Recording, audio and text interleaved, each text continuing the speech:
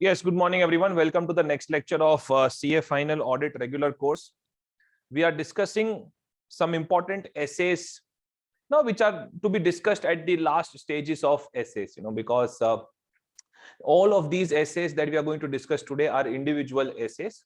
I have a little bit of only correlation with the earlier essays that we have discussed, all individual topics. And all essays that we are going to discuss in today's lecture, ये सारे के सारे essays में से individual अच्छी case studies आ सकती है. Understood this? Okay. Case study based questions ज़्यादा expected है आज के lecture से. So students, the very first essay that you see is essay 250. Please come to essay 250 in your textbook. So essay 250, consideration of laws and regulations in an audit of financial statements. This is what we are discussing. Very interesting discussion. Okay, students, इसके पहले कि मैं आगे बढ़ूं, मेरे को सिर्फ एक simple चीज बताओ. Let us say that common sense से सोचना. Let us say that if I am conducting audit of X Limited, okay, so X Limited, let us say it is a manufacturing entity. Manufacturing entity. It has got 4 production units, 4 factory units, and it is into manufacturing of plastics, various types of plastics and chemicals related to plastics. इसका manufacturing में है. It has a labor size. Average labor जो यहाँ पे लगता है is around 1500 workers working on daily basis. 1500 workers working in 3 shifts, on daily basis. पूरा 24 hours cycle चालू रहता है इसका. Now, अगर आप X Limited के financial statements को audit कर रहे हो, and let us say आप ये factory premises को visit करने गए, because naturally auditor जो है वो plant and facilities का एक inspection तो लेता है. So when you went to visit, these factory units, आपके सामने एक बच्चा दिख गया, एक 8 साल का बच्चा let us say. तो आप जा रहे थे, उन्होंने बोला दीदी चॉकलेट, दीदी चॉकलेट. दीदी ने देखा, दीदी ने बोला I will not give chocolate to you. मैं आर्टिकल है, मेरे खुद के पास कुछ नहीं होता, I will not give chocolate to you. और दीदी आगे निकल गए. बट दीदी ने आगे जाके 2 मिनट के बाद सोचा, wait, there is a child labour. ये क्लिक हुआ. एक्चुअली ना आर्टिकल्स को चाइल्ड लेबर क्लिक नहीं होता, because articleship is also advance form of child labour, no. So it's a teen labour. So आपको क्लिक हुआ that there is a child labour over here. So tell me, in this case what are you going to do?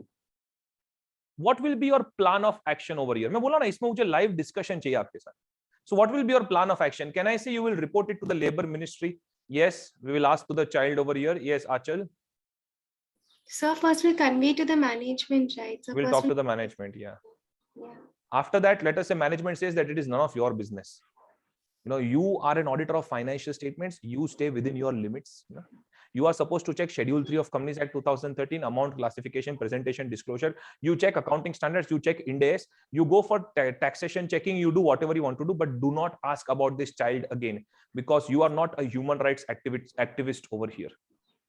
Then too, sir, we'll have to raise a complaint. Where you will raise a complaint? Maybe to the authority or where. Authority, where it?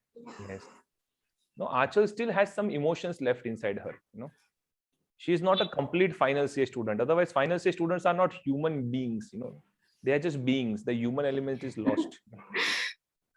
Achal, please understand. Yes. You need to talk like an auditor. You need to walk like an auditor. You need to eat like an auditor over here. What Ria is writing in the chat box, legal obligation may arise in future. Aap management se aise baat karo. Okay. Fine. I will not talk about what will happen of that child, although that child is very cute, but I will not talk about that. No? You tell me that because of this child labor, your operating license can be cancelled. You can be asked to shut down your entity in near future.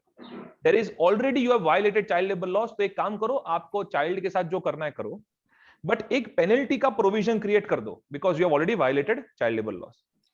Okay. So Achal, we need to talk like an auditor. We need to think like an auditor. We need to protest also like an auditor.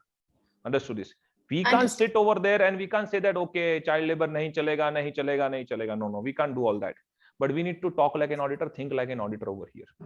Understood this? Yes, sir. Because yes. The main underlying is that when you are conducting audit of financial statements, you are basically worried about those laws and regulations how it can impact the financial statements, correct? Because you are going to express an opinion on the financial statements. Yeah. Now, Achal, there is one more law, which is a labor law actually, where it is written कि factory में जो workers होते हैं ना, तो to those workers एकदम discounted rate में उनको खाना मिलना चाहिए. And minimum हर एक factory में एक canteen होना चाहिए. And minimum कुछ nutritions है उतना खाना workers को offer होना चाहिए. And it should be given at a very discounted rate. You know, there is a law like that. Okay. So can I say you will go to the canteen, taste that food, and you will see whether workers are being fed properly or not? No, na? Of course not. और उसका जो penalties है ना, वो भी इतना बड़ा penalties नहीं है. I mean, it's not like it can have a big impact on the financial statements. So can I say, as an auditor, you need to limit yourself when it comes to laws and regulations, because we are worried about how laws can directly or indirectly affect the financial statements. Or tell me, if you are conducting audit of X Limited's accounts, will you be worried about the figure that they have recorded against provision for income tax? Of course, sir. Of course, yes. Can I say because taxation law is a part of applicable financial reporting framework? Yes, sir. No, sir. Taxation law के basis पे कोई accounts नहीं बनाता है. Accounts तो किसके basis पे बनाता है? Ind AS and Schedule 3. हाँ. So technically, taxation law is also not a part of applicable financial reporting framework. From an auditor's angle, it is a part of other laws which can have a material effect on the financial statements. And it has a direct effect on the financial statements. So my introduction part in essay 250 is first to install in students' mind that how an auditor looks at laws and regulation when he is conducting audit of financial statements. This is the very first point. That is what I have it over here in the notes. These are the fast track summary notes which I've already shared with all of you in the chat box. So I will be filling it up and I will upload it on the app and you can fill it up later on. All right. Okay. Now look at this. How an auditor looks at laws and regulations. Classification of laws and regulations applicable to the entity from the viewpoint of auditor's responsibility. Whatever is a part of applicable financial reporting framework, like for example, Schedule 3 of Companies Act 2013, or let us say Ind AS. ये तो मैं verify करेगा. I need to verify this because it is a part of my primary objective. Right? It is objective as per essay 200, right? ये तो मैं verify करना ही पड़ेगा. But when you talk about these laws and regulations other than AFRF, there we have to divide it into two. Laws which can have a material impact on the financial statements. Laws which do not have a material impact on the financial statements. Laws which do not impact materially the financial statements, we ignore it. We have nothing to do with that in future. I'm not going to taste the food that is given to the laborers over there. Okay. But laws which can have a material impact on the financial statements of the entity, these are further divided into two. Laws having direct effect on the financial statements, although not a part of applicable financial reporting framework, still it can determine the calculation of some items. Like taxation law straight away has an impact on provision for income tax, TDS, advance tax. Understood this, how it is recorded. GST law, although it's an indirect tax law, but has a direct effect on the financial statement. Yes, you know how to record that GST ka calculation. Bloody every purchase and sales transaction is influenced by that law. And also the input tax credit accounting that is done over there. So laws which have a direct effect on the financial statements. मैं कब बोलूंगा that this law has a direct effect on the financial statements?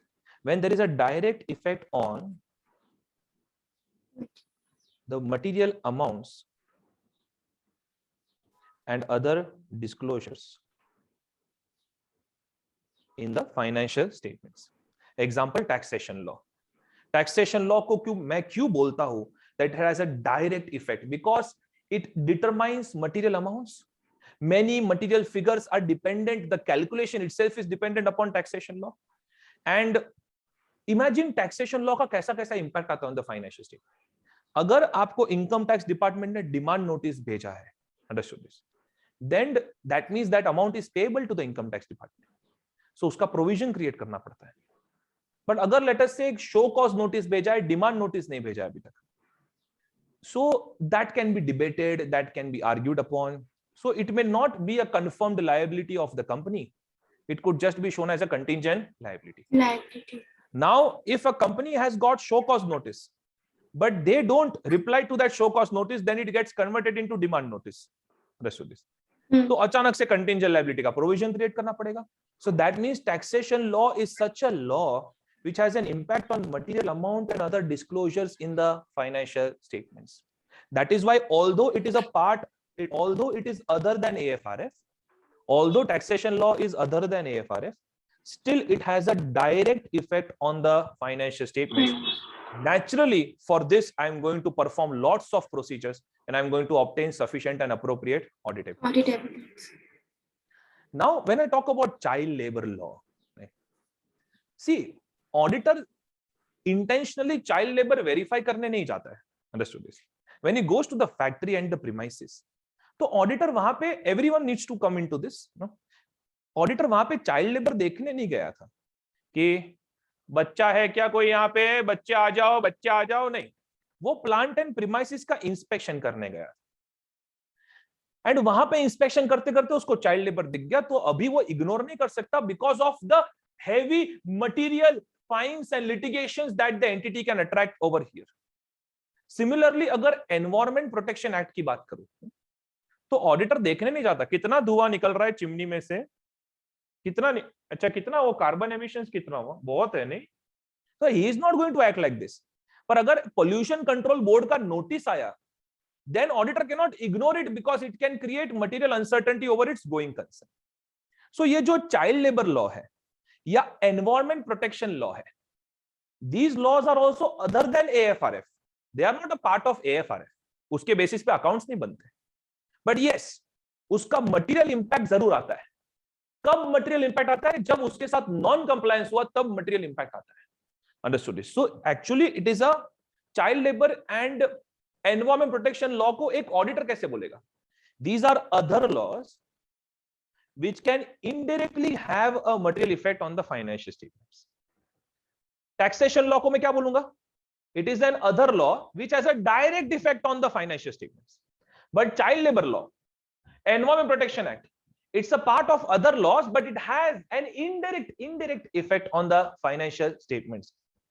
ऐसे laws जिसका non compliance बहुत भारी पड़ सकता है, non compliance with such laws can lead to significant fines, penalties, revocation of operating license etcetera. Example could be, best examples could be child labour laws and environment protection laws.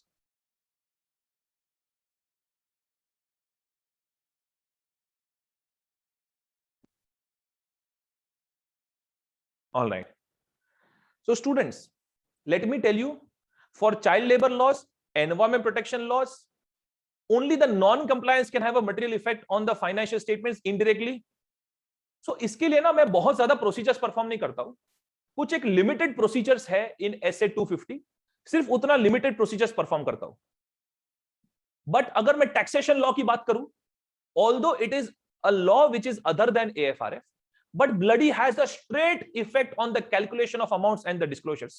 इसलिए उसके लिए proactively मैं सामने से data लूंगा, verify करूंगा, I will obtain sufficient and appropriate audit evidence. इसलिए please focus on objective of auditor as per SA 250.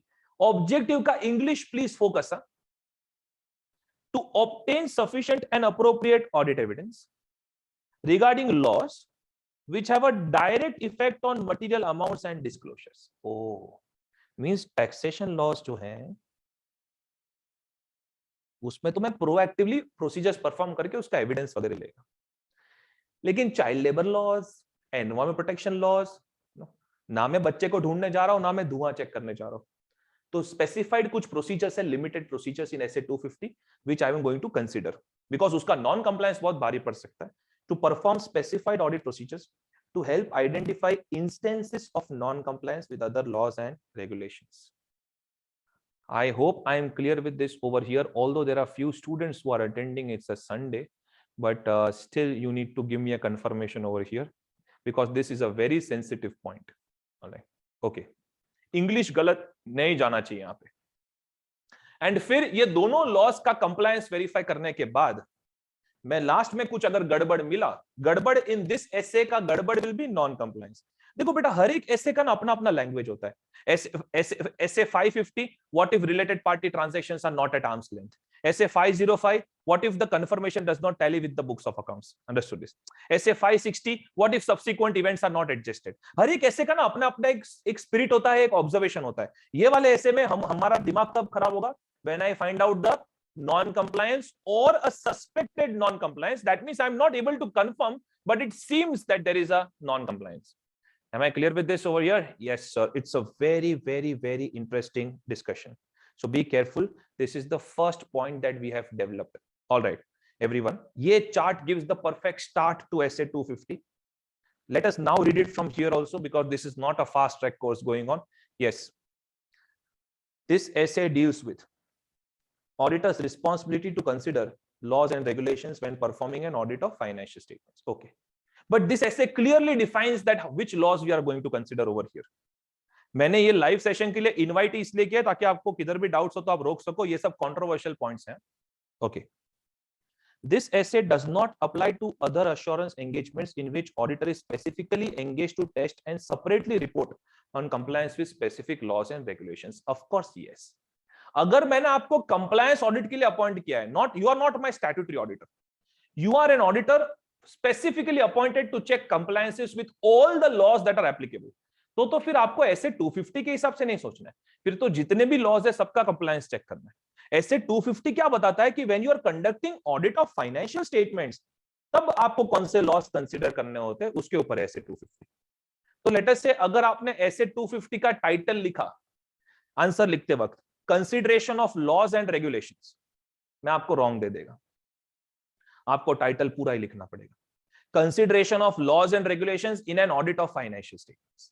Because जब मैं फाइनेंशियल स्टेटमेंट्स का ऑडिट करता हूं तब उस वक्त मेरा सिर्फ कुछ स्पेसिफिक लॉज पे ही ध्यान होता है. Alright, now look at the second point, effect of laws and regulations. The effect on the financial statements of laws and regulations varies considerably. This essay distinguishes auditors' responsibilities in relation to compliance with two different categories of laws and regulations as explained below. एक में taxation law का example आ जाएगा, दूसरे में child labour या environment protection का example आ जाएगा. The provisions of some laws or regulations have a direct effect on the financial statements. कैसा direct effect? that they determine the reported amounts and disclosures in an entity's financial statements, such as tax and labor laws. ये कौन सा labour laws का बात कर रहा है बेटा? ग्रेच्युटी एक्ट, बोनस एक्ट, पता है ना ये सब? Gratuity act, bonus act, because gratuity act के हिसाब से ग्रेच्युटी कैलकुलेशन होता है, बोनस एक्ट के हिसाब से बोनस कैलकुलेशन होता है, तो सीधा सीधा असर आता है उसका. चाइल्ड लेबर लॉ आया तो फिर वो इनडायरेक्ट इफेक्ट में आ जाएगा. बाकी ग्रेच्युटी एक्ट, बोनस एक्ट, ये भी लेबर लॉस है, लेकिन इसका डायरेक्ट इफेक्ट आता है. Am I clear with this? Hello, yes. ये बाबा, ये तुम लेबर को अंडरलाइन करो, सर्कल करो, तो लिखो gratuity, bonus.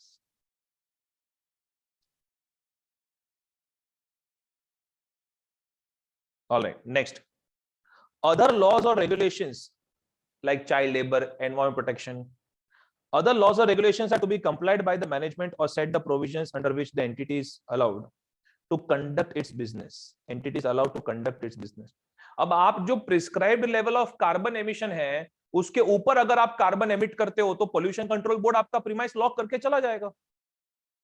They do not have a direct effect. Normally chimney में से धुआं कितना निकलता है उसका डायरेक्ट इफेक्ट नहीं, बट अगर पोल्यूशन कंट्रोल बोर्ड का नोटिस आया तो बाबा बाबा बाबा. नॉन ये वाला लाइन एग्जाम के लिए बहुत इंपॉर्टेंट है कि ये लॉस का इफेक्ट क्यों आता है, because the non compliance can prove very costly. Non-compliance with laws and regulations may result in fines, litigation, or other consequences for the entity that may have a material effect on the financial statements. And then I have given examples over here. इसको ही chart form में मैंने यहाँ पे डाला हुआ है. Alright? तो ये मैं सेव करता जाता हूँ, इसको अपलोड कर दूंगा. In this essay, differing requirements are specified for each of the above categories. मैंने बोला ना, This essay does not talk about AFRF. First इतना ध्यान रखो. This essay talks about all such laws which are other than AFRF. उसमें भी दो division है. Laws which have a direct effect and दूसरा laws which have an indirect effect, like non-compliance can prove costly. Laws जिसका direct effect है, उसमें वो बोलेगा please obtain sufficient and appropriate audit evidence. जिसका non-compliance का सिर्फ इफेक्ट आ सकता है, उसमें कुछ specified procedures है जो परफॉर्म करनी है. Everyone look at this. Look at this. I have highlighted these things over here. The objectives of the auditor are to obtain sufficient and appropriate audit evidence regarding compliance with, मैंने already highlight कर दिया ये, इसे तो book बनाने में time रहता है. To obtain sufficient and appropriate audit evidence regarding compliance with provisions of those laws and regulations which have a direct effect. Direct effect किसके ऊपर? On the determination of material amounts and disclosures. यहाँ पे लिखो तो tax laws, वापस लिखते जाओ, 10 बार लिखो जब तक याद नहीं होता तब तक. टैक्स लॉस, मटेरियल अमाउंट्स किसके ऊपर असर आएगा? Provision for income tax, GST calculations, advance tax, TDS. Disclosures पे असर आएगा. उसका एग्जांपल शो कॉज नोटिस है तो it can turn out to be contingent liability.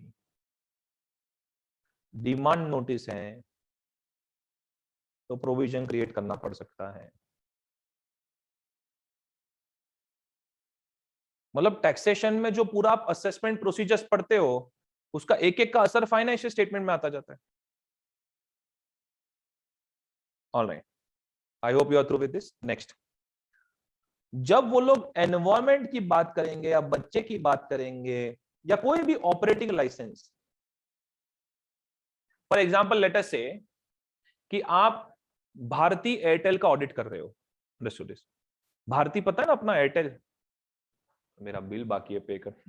Okay, सो आप लेट अस से भारतीय एयरटेल का ऑडिट कर रहे हो and telecom regulatory authority of India का नोटिस आया कि भाई तुम्हारे जो वायर है या तुम लोग जो 2G spectrum, 3G spectrum, 4G spectrum, 5G spectrum का जो बैंडविड्थ यूज कर रहे हो उसमें कुछ नॉन कंप्लायंस है. तो आपको थोड़ी है 2G, 3G, 4G, 5G समझ में आता है, आपको तो पार्ले जी समझ में आता है. अंडरस्टूड? तो नॉर्मली हम ये सब कंसीडर नहीं करते कि किधर वायर लगाया, कौन सा बैंडविड्थ किया. पर अगर telecom regulatory authority of India का नोटिस आया तो फिर अपने को कंसीडर करना पड़ेगा बॉस. सो चाइल्ड लेबर लॉस, ट्राई तभी लिखना अगर पता हो फुल फॉर्म तो, telecom regulatory authority of India. Alright, ठीक है. आपको ऐसा नहीं लगना चाहिए कि मैं दो ही एग्जांपल बाइट करके आया हूं. Okay, so other laws and regulations which may have a material effect on the financial statements, इसमें सिर्फ कुछ स्पेसिफाइड प्रोसीजर्स परफॉर्म करनी है.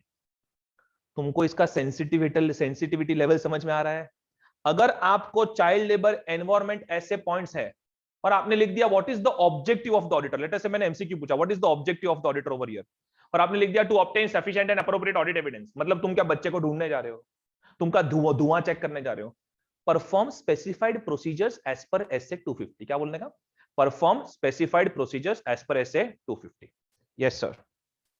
और अगर कुछ नॉन कंप्लायंस मिला या सस्पेक्टेड नॉन कंप्लायंस मिला तो उसके साथ कैसे डील करना है वो ये एसए 250 में बताया गया है. Objective paragraph of SA 250 is bloody very very sensitive. Okay, requirements part बहुत सिंपल है. मतलब इसमें प्रोसीजरल डिस्कशन लिमिटेड है, ज्यादा आपको लोड होगा ऐसा नहीं है, you know, because you can connect this with your practical life also. Yes, everyone over here.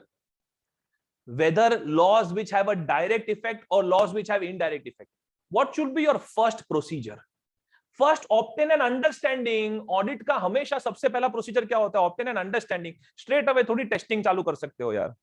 So first, obtain an understanding while performing risk assessment procedure as per SA 315. ये 5 cancel कर देना. Auditor shall obtain an understanding of what are the laws and regulations applicable to the entity and how entity is complying with that framework. मुझे दो चीज का understanding लेना है. एक, कौन से लॉज एप्लीकेबल है और उनका इंटरनल कंट्रोल सिस्टम क्या है. क्या उन्होंने सेपरेट लीगल डिपार्टमेंट सेटअप किया हुआ है या उन्होंने कोई सेपरेट प्रोफेशनल को हायर किया हुआ है to check the compliance with laws and regulations, you know. So look at this. कौन से लॉज आर एप्लीकेबल, लॉज लिख के फिर क्वेश्चन मार्क किया. and what is their internal control system. Okay, everyone over here,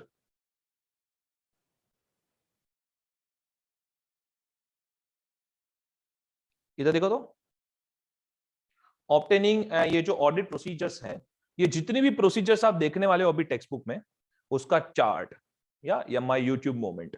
okay, सीधा देखो. Obtaining and understanding of entities legal framework and how entity is complying with that framework. Now when you are trying to obtain this understanding, पहले सिर्फ यही point पे focus करेंगे, आगे के points नहीं देखेंगे. When auditor is trying to obtain an understanding, can I से कि ऑलरेडी जब आप रिस्क असेसमेंट प्रोसीजर्स परफॉर्म करते हो तभी ऑलरेडी हम एंटिटी का अंडरस्टैंडिंग लेते हैं, उसके लॉज एंड रेगुलेशंस का अंडरस्टैंडिंग लेते हैं. तो ऑलरेडी जो आपको पता है उसका एनालिसिस करो. कुछ लॉज एंड रेगुलेशंस में चेंजेस हुए या कंपनी ने कुछ नए प्रोडक्ट्स वगैरह लॉन्च किए हैं, तो फिर update your understanding, revise your understanding. Look at this.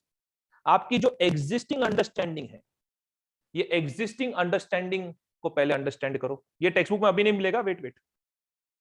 फिर आपकी ऑलरेडी जो अंडरस्टैंडिंग है उसको अपडेट करो. एंड देन मैनेजमेंट को पूछो जरा पूछो that how do you comply with such laws, whether you have a separate department or you have a separate professional, how do you comply with such laws. So students, ये वाला जो point है ना, ये वाला जो पॉइंट, इस पे पॉसिबल है that they can ask you a separate examination question. Understood this? Okay, everyone please come to the question bank.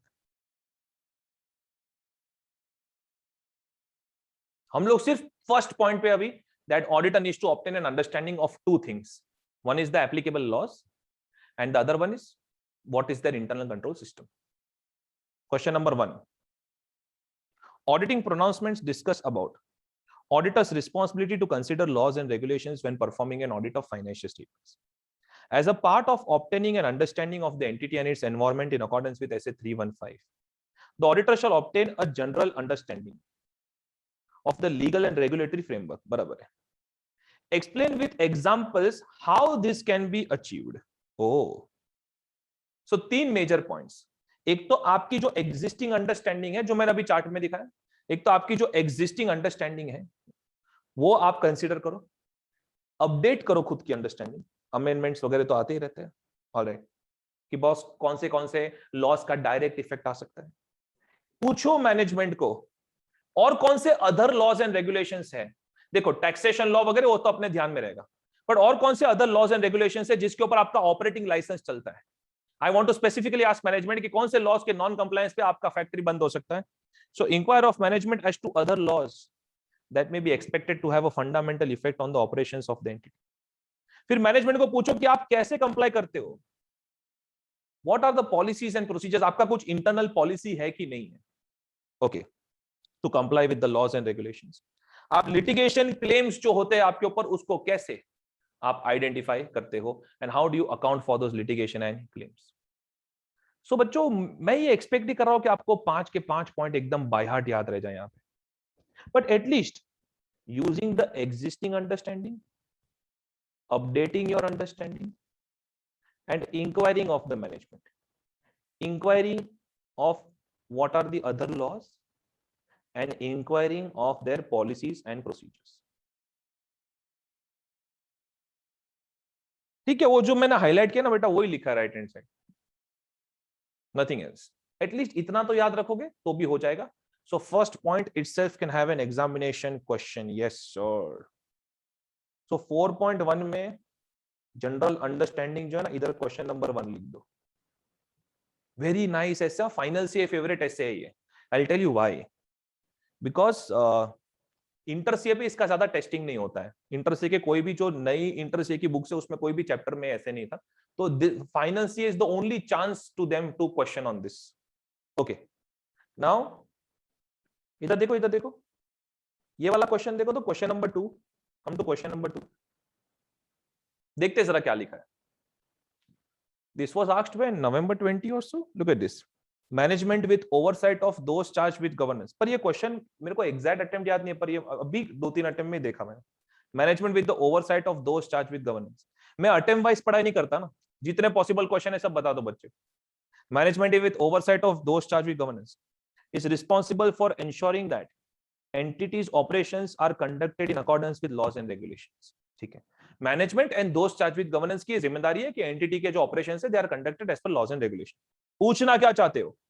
Please explain with examples the types of policies and procedures an entity में implement to assist in prevention and detection of non compliance. Oh, so now in this question you need to think like management or you need to think like auditor. Come on, type it in the chat box. M for management, A for auditor. Yes, you need to think from the angle of management. अगर तुम management हो तो तुम कैसे ensure करोगे कि boss the laws and regulations are complied with? एक तो इंटरनल लीगल डिपार्टमेंट सेटअप कर दो, या तो कोई दूसरे प्रोफेशनल को हायर कर दो. थर्ड, आपका जो परचेज सेल्स वगैरह सब हैंडल कर रहे हैं उनको बताओ, ए परचेज मैनेजर सप्लायर से इनवॉइस लेगा ना तो जीएसटी वाला इनवॉइस चाहिए. समझा गया? जीएसटी नंबर देने का उनको. ओए सेल्स मैनेजर कस्टमर को चार्ज करेगा तो जीएसटी चार्ज करना है. Understood this? Communicate to your employees that उनके ऑपरेशंस पे कहां-कहां लॉज एंड रेगुलेशंस का इफेक्ट आ सकता है. Are you getting my point? ये 3 पॉइंट तो बच्चे को क्लिक होने चाहिए. मैं ये नहीं एक्सपेक्ट कर रहा हूं कि सारे के सारे क्लिक हो जाए, पर 3 पॉइंट तो अगर बच्चे ने स्टडीज नहीं किया ना तो भी क्लिक होने चाहिए. First, they should set up an internal legal department. Second, they can hire a professional like legal advisors and stuff. Third, communicating to the employees about the application of laws and regulations. फिर fourth, अभी थोड़ा फेंकने का, क्या ऐसे हर एक entity का अपने अपने कुछ स्टैंडर्ड ऑपरेटिंग प्रोसीजर्स होते हैं, इंटरनल पॉलिसीज डेवलप करनी होती है उनको. Understood this? So they should develop some kind of policies, standard policies, which needs to be followed by all the employees. तो 3-4 पॉइंट तो बच्चे को क्लिक होने चाहिए. अगर इतना भी क्लिक हो गया तो 50% मार्क्स तो आपको मिल गए. अब देखते हैं और कौन से पॉइंट्स है. ये वाला ऐसे बहुत प्रैक्टिकल है. लुक एट दिस ऐसे 250. मैं पहले तो उसका रेफरेंस दिया है. Following are the examples. ठीक है, monitoring legal requirements and ensuring that operating procedures are designed. Procedures को डिजाइन ही ऐसे करो that they will comply with laws and regulations. जैसे अगर आपने जो लोगों ने मेरी ऐप से एडमिशन लिया तो आपको जो इनवॉइस तुरंत जनरेट होकर आ जाता है एंड उसमें जीएसटी वगैरह का ब्रेकअप आ ही जाता है. वो ऐप में कॉन्फ़िगर किया हुआ है. Understood this? वरना मैं कितना नॉन कंप्लायंस हो जाएगा. And I am a very honest person. Don't laugh no. Okay, next, instituting and operating appropriate systems of internal control. वाह रे मॉड्यूल, वाह क्या फेंक रहा है. ये एग्जांपल हुआ क्या? ये तो वही क्वेश्चन को वापस लिखा, appropriate system of internal control. ये C point is a proper example. Developing, publicizing and following a code of conduct. Every employee should be given a proper code of conduct. एक पीडीएफ दे देते ना कि आपको ऐसे भाई फॉलो करना है. ये this is good point. Next, ensuring that your animals are properly trained, employees are properly trained and they understand the code of conduct. So training का point. Then code of conduct के 3 point है. फिर वो employees को जो आपने code of conduct बना के दिया वो लोग वो फॉलो कर रहे हैं कि नहीं, compliance with code of conduct. समझ गए बच्चों क्या करना है? एक्चुअली पॉइंट तो 3-4 ही है. घुमाए घुमाए के you have to use your old talents through which you have cleared your graduation. Next, engaging legal advisers. Legal advisers को एंगेज करो. This is a good point. बाहर प्रोफेशनल्स को हायर करो. And maintaining a register of significant laws and regulations. GST का एक अलग record maintain होना चाहिए.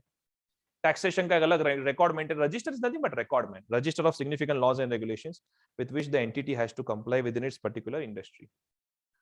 अभी जैसे आप म्यूचुअल फंड का अगर ऑडिट करते हो ना, म्यूचुअल फंड, पता है आपको हर एक म्यूचुअल फंड को कस्टमर कंप्लेंट्स का एक अलग रिकॉर्ड मेंटेन करना होता है. अगर वो लोग वो रिकॉर्ड मेंटेन नहीं करेंगे, SEBI can stop their operations. Are you getting my point? So maintaining a register of significant laws and regulations which are applicable to that particular industry. Okay. So students, मेरे एंगल से अगर देखो तो एक code of conduct का point है, इसके ऊपर से 3 पॉइंट्स निकल रहे हैं. पहले तो कोड ऑफ कंडक्ट बनाओ, फिर अपने एनिमल्स को ट्रेन करो that they should comply with that code of conduct and then check the compliance whether they are complying with that और नॉट. फिर एक लीगल एडवाइजर वाला बहुत अच्छा पॉइंट है. And maintaining records. I would add one more point, establishing an in house legal counsel, यानी कि internal legal department एक एस्टैब्लिश कर लो।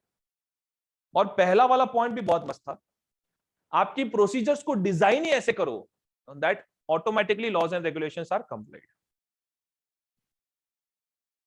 So you have to think from the angle of management over here. Come on, not a big deal, not a big deal. अगर ऐसे questions exam में आते हैं तो बच्चे को 5 में से 3.5 तो मिनिमम आने चाहिए, और अगर सारे पॉइंट्स क्लिक हो गए तो इसमें आउट ऑफ आने के भी चांसेस होते हैं। Next, larger entities.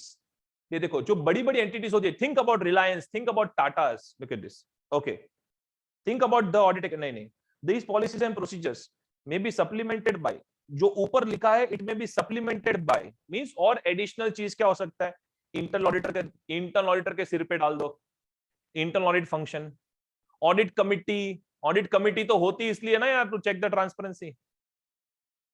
एक अलग से कंप्लायंस डिपार्टमेंट सेटअप कर दो, वही अपना इन house legal council. So specifically for larger entities these steps can be taken. मैं तो क्या करूंगा पता है, मैं तो ऐसा ही क्वेश्चन पूछूंगा, क्वेश्चन नंबर 2 है ना, क्वेश्चन नंबर 2 पूरा कॉपी पेस्ट करेगा, फिर फुल स्टॉप करके बोलेगा also explain specific steps that can be taken by larger entities. Understood this? Also explain specific steps that can be taken by larger entities. तो और ये 3 पॉइंट का मैं 1.5 मार्क का वेटेज रख देगा, और ये सबका मिला के अराउंड 2.5 या 3.5, because I have asked you specifically कि लार्जर एंटिटीज और क्या कर सकता है वो बताओ। अरे are you clear with this, yes और नो सर? Yes sir. तो ये थोड़ा मेरा अलग क्वेश्चन हो जाएगा than what was asked in the past attempt.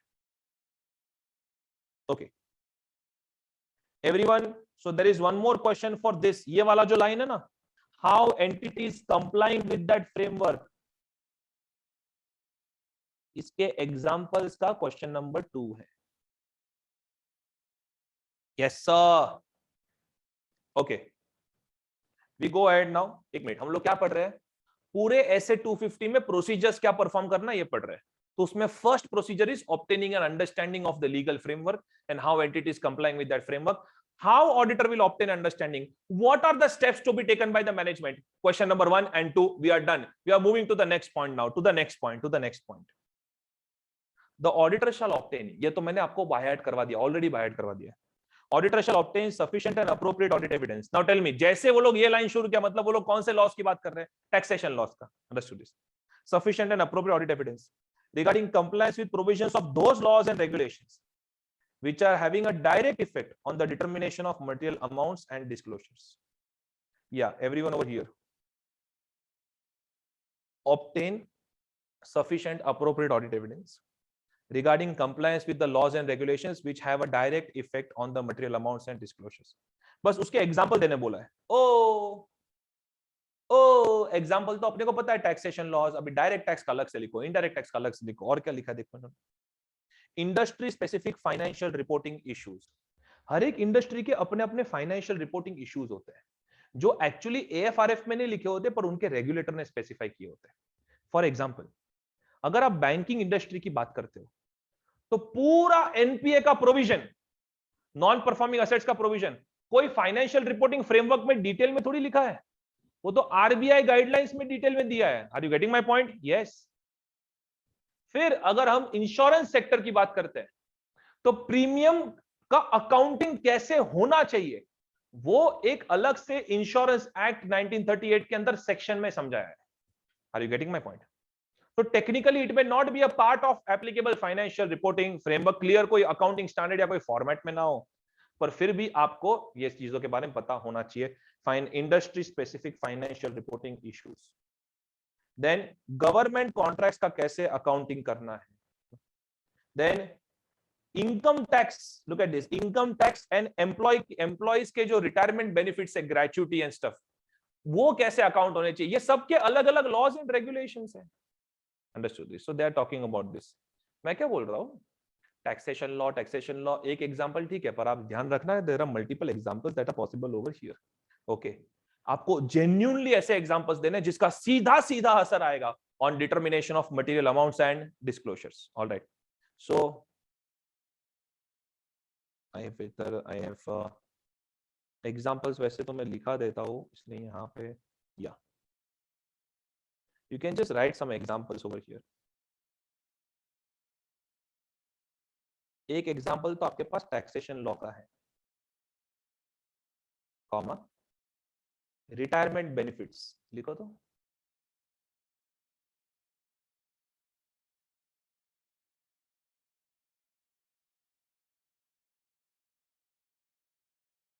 Industry specific financial reporting issues.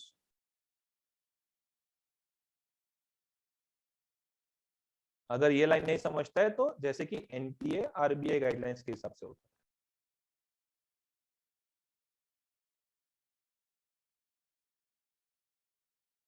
ठीक है, accounting for government contracts and stuff, that's okay. Alright alright, अब यहाँ पे जरा आना, यहाँ पे आ जाना. नेक्स्ट, अभी ये एक पॉइंट हो गया that we need to obtain sufficient and appropriate audit evidence for laws which have a direct effect on the determination of material amounts and disclosures. Up second point, auditor shall perform the following audit procedures to help identify instances of non-compliance with other laws and regulations that may have a material effect. यहाँ पे बेटा वो लोग कौन से loss की बात कर रहे हैं? D for direct effect वाला कि I for indirect effect वाला? They are talking about I for indirect effect वाला, child labor, environment protection. Yes. Okay. Look at this. तो हम लोग क्या इसमें क्या करना होता है? First we conduct inquiry of the management. Management को पूछते हैं, मैनेजमेंट चाइल्ड लेबर या एनवायरमेंट प्रोटेक्शन, क्या लेटर से अगर भारतीय एयरटेल का मैनेजमेंट है तो कुछ ट्राई का कुछ नोटिस वगैरह है आपको? फर्स्ट पहले क्वेश्चंस पूछ लो. Look at this, inquiring of management and where appropriate those charge with governance as to whether the entity is in compliance with such laws and regulations. पर आपको तो पता है मैनेजमेंट तो हर बार जवाब देगा नहीं. So we need to also on our own be alert and check कि मैनेजमेंट और उसका जो रेगुलेटर है उनके बीच में कुछ कम्युनिकेशंस हुए हैं क्या. For example, if you are the auditor of Yes Bank, let us say 12 to 18 months before, Yes Bank का हालत पूरा नो बैंक होने वाला था, तो उसमें यस बैंक और आरबीआई इन दोनों के बीच के कम्युनिकेशन से पता चला that Yes Bank is in big big danger. Are you getting my point? So look at this, inspecting correspondence communication, if any, with relevant licensing or regulatory authorities. So communication between Yes Bank and RBI, communication between Bharti Airtel and Telecom Regulatory Authority of India, communication between Reliance Jio and Modi. नहीं ठीक है, वो तो direct उधर ही बात करते हैं. Inspecting correspondence if any with relevant licensing or regulatory authorities. So दो पॉइंट है इधर देखो, तो दो पॉइंट है. एक पूछो इंक्वायरी और दूसरा इंस्पेक्शन. बट एक इंस्पेक्शन किसका? तुम्हारा आधार कार्ड का क्या? नहीं, inspecting correspondence between the entity and the regulatory authority. फिर वो लोग बोल रहे हैं कि सुन भाई, जब तू दूसरी प्रोसीजर्स परफॉर्म कर रहा है तो प्लीज बी अलर्ट. ऐसे 250 का ये बहुत बड़ा पॉइंट है. 4.4, look at this, auditor shall remain alert. Please remain alert when you are performing other procedures. For example, ground level पे मेरा एक आर्टिकल है, फर्स्ट ईयर आर्टिकल, वो परचेस का इनवॉइस का चेकिंग कर रहा था, हेडफोन डाल के मस्त. मैं उसका कॉलर पकड़ा, मैं बोला अगर इसमें जीएसटी में कुछ गड़बड़ निकला तो सीधा सीधा ऐसे 250 में प्रोसीजर्स परफॉर्म करना पड़ेगा. Are you understanding this? Headphone निकाल. Look at this, during the audit the auditor shall remain alert to the possibilities that other audit procedures applied. दूसरे एसेस में जो आप प्रोसीजर्स परफॉर्म करते हो उसकी वजह से आपको non compliances with laws and regulations मिल सकता है. Other audit procedures applied may bring instances of non-compliances or suspected non-compliance with laws and regulations to auditors' attention. इसका बेस्ट एग्जांपल is जब आर्टिकल बेचारा वाउचिंग करता रहता है, vouching of invoices may indicate non-compliance with GST.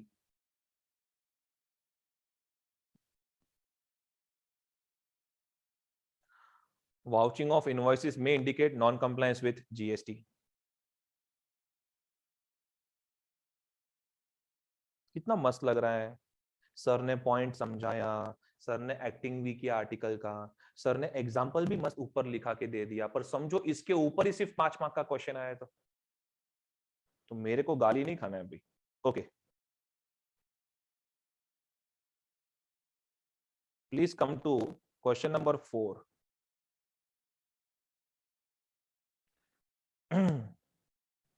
Please come to question number 4. Everyone over here, question number 4. You have been appointed as auditor of Gamma Limited. As a part of your risk assessment procedures, you have already obtained understanding of the legal framework of the entity. You need to guide your audit team in relation to the audit of compliance with laws and regulations. ये institute के साथ रह के मैं उनके जैसे बन गया क्वेश्चन ड्राफ्टिंग में भी. Please enumerate certain indicators of non-compliance with laws and regulations. So tell them कि कौन से ऐसे indicators हो सकते हैं that when you are performing some other procedures पर आपको non-compliance दिख गया, ऐसा हो गया. Are you getting my point? या आपको शक हो रहा है कि there is a non-compliance. Okay, what could be those indicators?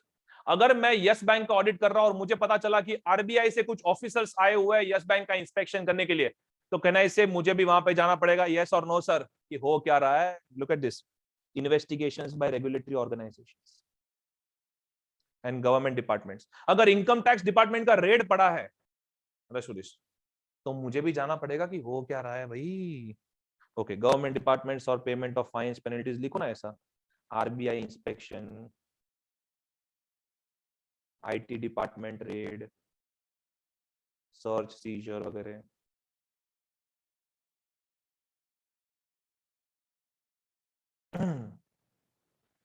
जो लोग जेन्युइनली ऑडिट या टैक्स में है ना, उनको ये पता है चीज दैट काफी बार एंटिटी क्या करता है, कंपनीज क्या करते हैं, अगर उनको ब्लैक मनी निकालना है तो वो लोग एंट्रीज पास कर देंगे.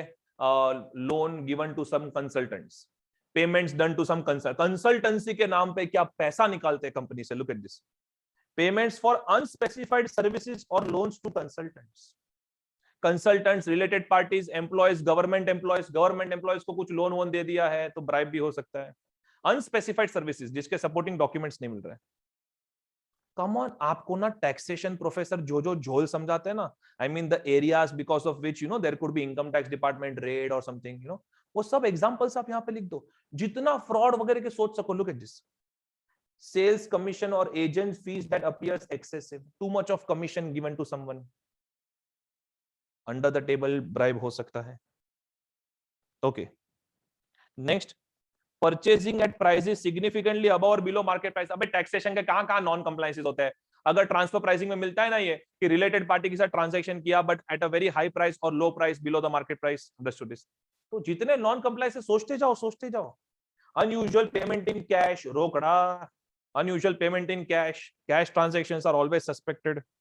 या बेरर चेक्स दिया, नंबर ऑफ बैंक अकाउंट्स में ट्रांसफर हुआ. Then unusual payments towards legal and retainership fees. Lawyer को 10-10, 15-15 लाख पे कर रहे हैं. मैंने बोला क्या हुआ, केस वेस चल रहा है कुछ? बोला नहीं, होता है ऐसी नॉर्मल कंसल्टेंसी चार्जेस. बोला यार सही है, मेरे को दे दो फिर.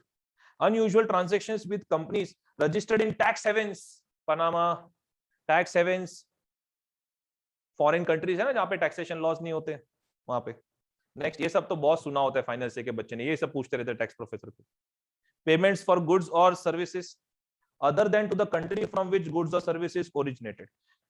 गुड्स सर्विसेज लिया एक कंट्री से, पेमेंट दूसरी कंट्री में हो रहा है, very bad. Next, payments without proper exchange control documentation. So either there is no proper exchange of consideration or there is no proper documentation. Next, existence of an information system which fails. Management ने system ही ऐसा बिठाया हुआ है कि कुछ transactions के आपको supporting evidence मिलते ही नहीं. काफी बार होता है ऐसा. आप मैनेजमेंट से बात करो तो मैनेजमेंट आपको बोलता है अरे वो तो बैक एंड पे हो जाता है ट्रांजैक्शन, वो अपने आप सिस्टम रिकंसाइल कर लेता है, आप टेंशन मत लो उसका. अरे क्यों टेंशन ना ले. Look at this, existence of an information system which fails or which does not provide the audit trail. Unauthorized transactions or improperly recorded transactions. Transactions को ऑथराइज नहीं किया, improperly recorded. And look at the last point पूरा highlight किया मैंने, adverse media comment. Normally हम लोग media को consider नहीं करते एज एन ऑडिटर, मीडिया को वैसे भी कौन कंसिडर करता, बट कभी कभी मीडिया के कमेंट से आपको पता चल सकता है. Late me give you this example. कौन सा वो कंपनी था अपना, भूल गया मैं, वेदांता का ये कंपनी था, chemical plant, I think Tamil Nadu में था, किधर था, साउथ में किधर तो प्लांट था. तो उसके बारे में पहले लोकल विजिल स्टरलाइट ना, यस हाँ. सो पहले लोकल विलेजर्स ने प्रोटेस्ट करना स्टार्ट किया कि इसमें बहुत पोल्यूशन हो रहा है. फिर मीडिया में आया वो चीज, फिर वो गवर्नमेंट इशू बन गया, एंड फिर वो प्लांट को बंद करना पड़ा. Are you getting my point? तो अगर ऑडिटर्स ये सब इग्नोर करेगा कि नहीं मीडिया की बातें हम कंसीडर नहीं करते, नहीं हम कंसीडर नहीं करते, ची ची ची ची ची, no you can't do that, because अगर डायरेक्टली ऑपरेशंस पे असर आने वाला है, then you have to consider it. तो Sterlite, Vedanta, these companies have faced all these problems. Are you clear with this? Yes or no, sir? Hello? Yes, sir. Okay. मैं तो क्या करूंगा पता है, एमसीक्यू डालूंगा इसके ऊपर. मेरे को पेपर से एडवर्स मीडिया कमेंट ऑडिटर को मिली है, auditor should consider this yes और नो. मैं लिख के देता हूं, सब बच्चे नो नो नो बोलेंगे, because normally auditor media comment वगैरह कंसीडर नहीं करता है, but it is one of the factors which is given under asset 250. Understood this? Yes sir. ये इंसान ये किधर किधर तो डूब जाना चाहिए. Look at this. ओके, सो इधर देखो भाई, हम लोग प्रोसीजर्स पढ़ रहे हैं, आराम से हम लोग प्रोसीजर्स पढ़ रहे हैं. हमने 4 पॉइंट्स कवर किए प्रोसीजर के. एक, risk assessment procedure, understanding the legal framework and how entities complying with that. Bloody there could be 2 examination questions from it.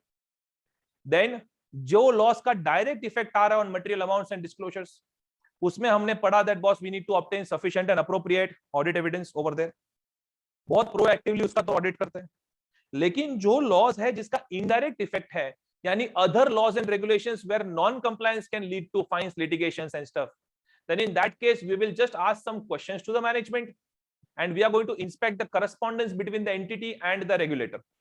However, you have been asked to remain alert, to maintain an attitude of professional skepticism when you are performing other procedures. उसका एक cute सा example मैंने यहाँ पे लिखा दिया, लेकिन फिर पता चला कि बॉस इसके ऊपर तो पूरा क्वेश्चन आ सकता है. क्वेश्चन नंबर 4, यहां तक पहुंचे हम लोग. आई होप कि 4.4 के बाजू में आपने क्वेश्चन नंबर 4 लिख दिया है इन द टेक्स्ट बुक. अगर ये नहीं किया है तो जिंदा नहीं हो तुम. Look at this. ओके, 4.5. अरे लॉज एंड रेगुलेशंस जितना सेंसिटिव टॉपिक चल रहा है, इसको कैसे खत्म कर सकते हैं without the point of written representation. We want management to give it in writing. What?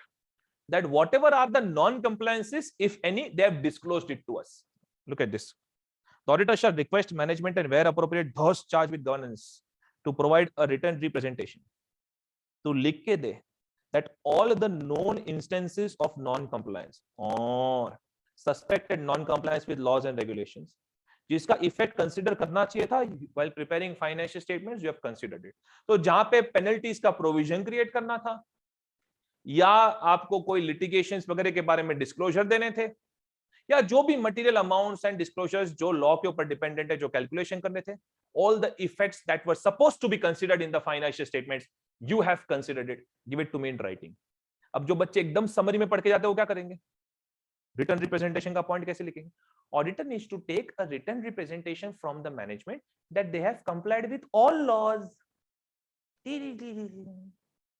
अरे पर हमको सिर्फ वही लॉज से लेना देना है which can have a material effect on the financial statements, और हमको ये लिखवा के लेना है कि उसका जो इफेक्ट है वो आपने कंसीडर किया है. Are you getting my point? तुमको लगता है कि तुमको रिटर्न रिप्रेजेंटेशन का पॉइंट क्लिक हो गया और मार्क्स मिल जाएगा, you are wrong. Written representation का मार्क्स तभी मिलता है जब आप लिखो कि क्या लिखवाना चाहते हो. Understood this? You need to give it to them in writing that what exactly do you want in written representation. भले थोड़े वर्ड्स यहां वहां जाए, but content of WR लिखना जरूरी होता है. All right. Now everyone over here, just giving you a highlight of what we have discussed. Audit procedures में 1, 2, 3, 4 point. Understanding of legal framework and their internal controls, जिसका direct effect है obtaining sufficient and appropriate audit evidence. Indirect effect जिसका है यहाँ की non compliance can lead to fines, litigations, उसको हम पूछेंगे questions. We will inspect the correspondence communication. we will remain alert to the possibility that other procedures may indicate some more non compliances. Other procedures का एक और question आ सकता है, theory question. बेटा क्वेश्चन नंबर 4 हमने एग्जांपल्स पढ़ा. Question number 4 was all about examples, that what are the other indicators of non compliance. एक थियरी क्वेश्चन आ सकता है, इधर देखो. Question number 3, look at this. Audit procedures applied to form an opinion on the financial statements may bring instances of non-compliance or suspected non-compliance. Please explain with examples. यहां पे सिर्फ procedures का एक ध्यान देना जरा, यहां पे सिर्फ प्रोसीजर्स के थोड़े एग्जांपल्स लिखने थियरी फॉर्म में. Whereas क्वेश्चन नंबर 4 अगर आप देखोगे, they were talking about indicators of non-compliance. यानी कि you had to practically explain them that which situations can indicate that there is an existence of non-compliance. Whereas in question number 3, they are just asking you कि तुम क्या procedures perform करोगे. Procedures perform करने के बाद non-compliance मिलेगा नहीं मिलेगा, that's a different thing. They are just asking you, give me the examples of procedures. Whereas question number 4 was exactly they were asking examples कि तू भाई लिख के देख कि non-compliance कब तुझे इंडिकेटिव आएगा कि हाँ यहाँ पे non-compliance लग रहा है. Question number 3 is just about some procedures. वैसे ये I'm not expecting an exam. Minutes of meeting पढ़ो, ये तो कॉमन पॉइंट है. मिनट्स ऑफ मीटिंग तो पढ़ते ही है ना. कितने सारे एसेस में मिनट्स ऑफ मीटिंग का पॉइंट आया था. मैनेजमेंट और उसके इन हाउस लीगल काउंसिल या उसके एक्सटर्नल लॉयर को पूछो, इंक्वायर करो. ऐसे 501 में पॉइंट्स थे. और बाकी आप जो नॉर्मल वाउचिंग वेरिफिकेशन करते हो, टेस्ट ऑफ डिटेल्स, तभी अलर्ट रहो कि भाई वाउचिंग ऑफ इनवॉइसेस के वक्त जीएसटी के नॉन कंप्लायंसेस वगैरह मिल सकते हैं. So performing substantive test of details. I am not expecting this in exam, but ये बहुत एकदम केक वॉक हो जाएगा बच्चे के लिए. All right. Now we are done with the procedures over here. कि ऐसे 250 में क्या प्रोसीजर्स परफॉर्म करनी है, we are done with this. Alright, everyone clear up till here. अभी हम लोग एक स्टेप आगे जाने वाले हैं. ऑलराइट, यानी कि समझो कि आपको कोई सस्पेक्टेड नॉन कंप्लायंस मिला, यानी क्वेश्चन नंबर 4 के जो एग्जांपल्स थे उसमें से एक्चुअली आपको कुछ मिला. क्वेश्चन नंबर 4 के जो एग्जांपल्स थे इसमें से एक्चुअली आपको कुछ मिला. Then what are you going to do? खाली ना अभी बेटा हेडिंग पढ़ो, हेडिंग पढ़ो. 4.6 का सिर्फ हेडिंग पढ़ो. Audit procedures when non-compliance is identified or suspected means you have actually encountered some situations which are indicating non-compliance. बोलो, you have actually encountered some situations which are indicating non-compliance.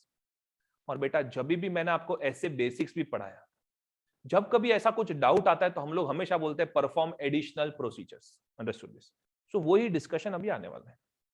4.7 का heading पढ़ो. 4.7 का सिर्फ heading पढ़ेंगे बेटा. 4.7 का सिर्फ heading पढ़ेंगे. Reporting of identified or suspected non compliance. सो आपको अगर एक्चुअली कंफर्म हो गया that there is a non-compliance or you have more than reasons to believe that there is a non-compliance, तो उसका ऑडिट रिपोर्ट पे क्या असर आएगा? Are we going to report it to some authorities? How you are going to report it? That's the end stage. So before we go to this end game, we will go to 4.6. But आपको English समझ में आता है? English तो फिर आपको ये note समझेगा. Read this note. Read this note. 4.6 के ऊपर एक नोट है, जरा पढ़ो. In the absence of identified or suspected non-compliance, the auditor is not required to perform audit procedures regarding entities' compliance with laws and regulations other than those prescribed from points 4.1 to 4.5. So tell me students, point number 4.1 to 4.5, आप कोई भी entity का audit कर रहे हो तो कहना है आप तो परफॉर्म करोगे, यस और नो सर? यस. बट अगर 4.1 टू 4.5 परफॉर्म करते करते अगर आपके सामने कोई नॉन कंप्लायंस आया या सस्पेक्टेड नॉन कंप्लायंस आया, then in that case there will be an additional procedure. So 4.6 and 4.7 will be done only if those situations are identified. Otherwise normally what is expected from us is from 4.1 to 4.5. ये common sense है. Am I clear with this? Hello? Yes? Come on. Yes. Okay. 4.6. Audit procedures में non compliance is identified or suspected. एक situation बनाते चलो ना, आप भारतीय Airtel का ऑडिट कर रहे हो, telecom regulatory authority of India का नोटिस आया, let's do this, okay Aanchal, या you are conducting audit of Bharti Airtel, telecom regulatory authority of India का नोटिस आया, आपने नोटिस को रीड किया, ओ स्पेक्ट्रम यूटिलाइजेशन जो होता है ना बेटा, बैंडविड्थ जो सब यूटिलाइज करते हैं, लेट्स डू दिस, तो उसके कुछ नॉन कंप्लायंस के बारे में एक शो कॉज नोटिस है, means telecom regulatory authority of India has asked Bharti Airtel to give them the reasons that why they are not following the guidelines of spectrum utilization. अब देखते चलो, start 4.6.1. If auditor becomes aware of information concerning an instance of non-compliance or suspected non-compliance with laws and regulations, the auditor shall obtain first. ए सुनो मैं ना इसमें sequence वाला MCQ पूछ सकता हूं। सीक्वेंस वाला एमसीक्यू मतलब अगर मैंने ऐसी सिचुएशन क्रिएट की कि भारतीय एयरटेल को Telecom regulatory authority of India का नोटिस आया, तो सबसे पहले क्या करोगे आप? Will you go to the management and discuss with them, yes और नो सर? पहले खुद थोड़ा अंडरस्टैंडिंग तो ले लो, वरना क्या होगा, इधर देखो, telecom regulatory authority of India का नोटिस आया भारतीय एयरटेल को, आपने वो नोटिस लेके मैनेजमेंट के पास चले गए, management there is a problem in spectrum utilization it seems. Yeah, actually the spectrum utilization needs to happen at 4.7 hertz, but it is happening at 4.5 hertz. Sorry, माफ करा मला बाबा। अरे तुम लोग एक तो समझो ये ऐसे लॉज है जिसमें आपका ऑलरेडी एक्सपर्टीज नहीं, और ऊपर से ऐसे जाओगे मैनेजमेंट का, management Telecom regulatory authority of India का नोटिस आया, तो ट्राई टिल यू सक्सीड वाला पॉइंट हो जाएगा। Are you getting my point, yes और नो सर? यस। तो पहले तो खुद थोड़ा नॉलेज लो, थोड़ा रिसर्च करो, फिर मैनेजमेंट के पास डिस्कस करने जाओ। Direct discuss the matter with management लिखा ना, तो तुम्हारा मैटर उधर ही खत्म हो जाएगा। Look at this, an understanding of the nature of the act and the circumstances in which it has occurred means you need to obtain knowledge about the non-compliance and the situations which led to non-compliance या suspected non-compliance। भाई कैसे हुआ, क्यों हुआ, थोड़ा पहले खुद research करके जाओ कि telecom regulatory authority of India के वो कौन से रेगुलेशंस है जो वायलेट हुए हैं। ऐसे ही चले गए तो मैनेजमेंट बजा देगा, then it will be just a one sided affair, you know. Next, further information to evaluate कि इसका क्या पॉसिबल इफेक्ट आएगा on the financial statements. Let us say telecom regulatory authority of India ने सिर्फ एक warning दिया है भारतीय एयरटेल को कि प्लीज आप अपना स्पेक्ट्रम यूटिलाइजेशन जो है वो लिमिट में ला देना, नेक्स्ट ईयर वापस आपका चेकिंग होगा, तब तक आपका स्पेक्ट्रम यूटिलाइजेशन जो है वो लिमिट में आ जाना चाहिए। तो इसका ये साल तो कोई फाइनेंशियल स्टेटमेंट्स पे इंपैक्ट ही नहीं है ना। Are you getting my point? तो क्या आप जाके क्या मैनेजमेंट के साथ डिस्कस करोगे, मैनेजमेंट इसका कुछ तो प्रोविजन क्रिएट करो ना, मैनेजमेंट इसको लायबिलिटी में दिखाओ ना, अरे कुछ इफेक्ट ही नहीं है, तो बात वहां पे खत्म हो जाती है। So first try to obtain knowledge of what went wrong और what could have gone wrong, which situations led to the non-compliance or suspected non-compliance. Second, evaluate the possible effect on the financial statements. If you think that the effect could be material, now go to the management and have a word with them. Are you getting my point? तो थोड़ा sequence पे जाना, मजाक मत कर देना इधर। If auditor suspects that there may be non-compliance, the auditor shall, अभी आया देखो पॉइंट, अभी आया, discuss the matter with management and where appropriate those charged with the ones. बच्चे लोग का प्रॉब्लम क्या है, ये discuss the matter with management वाला लाइन उनको बहुत पसंद है, तो सबसे पहले वो लोग वो लिख देते हैं, उसके बाद बाकी सब लिखते हैं। That's the problem. यहां पे sequence needs to be maintained.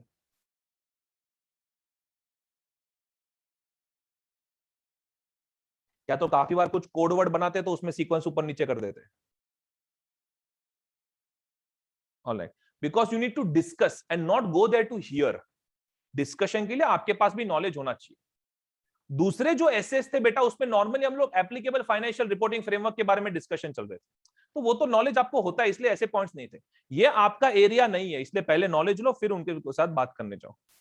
Okay, discuss the matter with management and where appropriate those charge with governance. If management or where appropriate TCWG do not provide sufficient information, वो लोग आपको कुछ जवाब ही नहीं दे रहे, आता अम्मा जी सटकली, that supports that entity is in compliance with laws and regulations. And आपके जजमेंट में आपको लगता है that it could have a material effect. मुझे लग रहा है कि इसका मटेरियल इफेक्ट होगा, मैनेजमेंट मुझसे बात नहीं कर रहा या मुझे सही सही जवाब नहीं दे रहा है, इन दैट केस नॉर्मली हम लोग दूसरे एसेस में क्या बोलते हैं बेटा, दूसरे एसेस में क्या बोलते हैं, come on we say that it leads to limitation on scope of audit, हम लोग इंपैक्ट ऑन ओपिनियन तक चले जाते हैं, बट इधर देखना, इधर देखना, this will tell the examiner whether you have studied this essay or not. Look at this. The auditor shall consider the need to obtain legal advice. Boss इधर देखो, तुम लोग फोन यूज करते हो, इसका मतलब क्या तुमको telecom regulatory authority of India के सारे रूल्स एंड रेगुलेशंस पता है? नहीं ना। अब पहले क्या किया था, आपने थोड़ा एनालिसिस किया था, आपने थोड़े कैलकुलेशंस किए थे, फिर आप please understand the full story, फिर आप मैनेजमेंट के पास बात करने गए, आपको लग रहा है मटेरियल इफेक्ट है, मैनेजमेंट जवाब नहीं दे रहा है, तो एक बार जो वो लॉ में प्रैक्टिस करने वाला जो लॉयर होगा उससे एक्सपर्ट एडवाइस ले लो, दैट बॉस इसका एग्जैक्ट इफेक्ट क्या आएगा, आपके इसमें राइट्स क्या है, are you getting my point, what are your responsibilities, what are the rights, please. ये प्रॉब्लम क्या पता है, ऐसे जो क्वेश्चंस है ना, अगर ये जो मैंने क्वेश्चन सेट करूंगा ना, Telecom regulatory authority of India का नोटिस आया भारतीय एयरटेल को, let me give it to in writing, India का हर एक बच्चा इसका आंसर लिखेगा, बट कुछ बच्चे जनरल नॉलेज के हिसाब से लिखेंगे एंड कुछ बच्चे ऐसे 250 का प्रॉपर सीक्वेंस में लिखेंगे।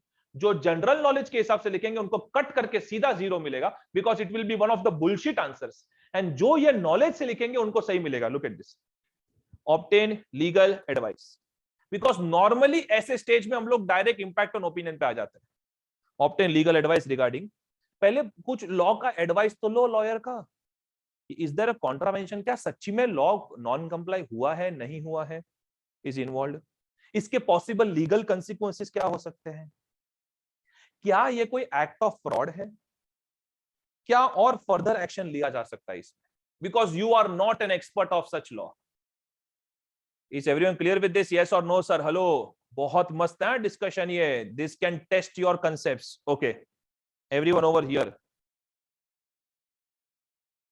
मैंने देखो यहां पे पूरा सीक्वेंस दिया हुआ है, यस यूट्यूब मोमेंट, अपना यूट्यूब नोट्स भी डिटेल में डोंट, इफ ऑडिटर आइडेंटिफाइज, इसलिए सब बनाने में टाइम लगा, नॉन कंप्लायंस और suspected non compliance. Okay, obtain an understanding of the nature of the act and the circumstances under which it has occurred, what happened, why it happened, further information to evaluate इसका क्या possible effect हो सकता है, it includes कि इसके क्या financial consequences होंगे, possible effect जब मैं बोलता हूं मतलब इसके क्या consequences हो सकते हैं, पहले खुद तो एनालिसिस करो, इसका क्या डिस्क्लोजर रिक्वायर्ड है, इसकी वजह से क्या फाइन्स लिटिगेशन आ सकते हैं, best of this. Okay, then अगर आपको लगता है there could be non compliance, discuss टमाटर with management and where appropriate those charge with governance. आप ये टमाटर डिस्कस करने गए, management does not provide sufficient information that supports entity is in compliance with laws. If auditor believes कि अगर ये लोग इंफॉर्मेशन नहीं दे रहे बट ऑडिटर को लगता है कि वो मटेरियल है, देन अच्छा next line please, then auditor should obtain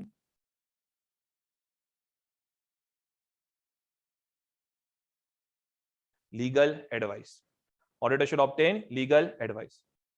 legal advice में क्या कौन सी लीगल एडवाइस की, क्या एक्चुअली वायलेशन है, इज देयर अ कॉन्ट्रावेंशन, इसमें क्या पेनल्टीज वगैरह आ सकता है, फ्रॉड के चांसेस क्या है, and what could be further course of action.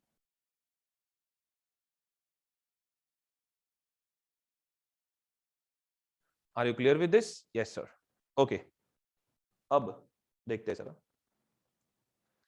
इसके बाद भी अगर तुम इंफॉर्मेशन नहीं दोगे तो बड़ा पछताओगे, बड़ा। If sufficient information about suspected non compliance can not be obtained, मैंने मैनेजमेंट से पूछा जवाब नहीं दे रहे, मैंने लॉयर से पूछा समझ में नहीं आ रहा है, sufficient information regarding non compliance can not be obtained, तब जाके पॉइंट आएगा auditor should evaluate the effect of lack of sufficient and appropriate audit evidence on the auditor's opinion. Am I clear with this, yes और no sir? Yes sir. Okay, so everyone,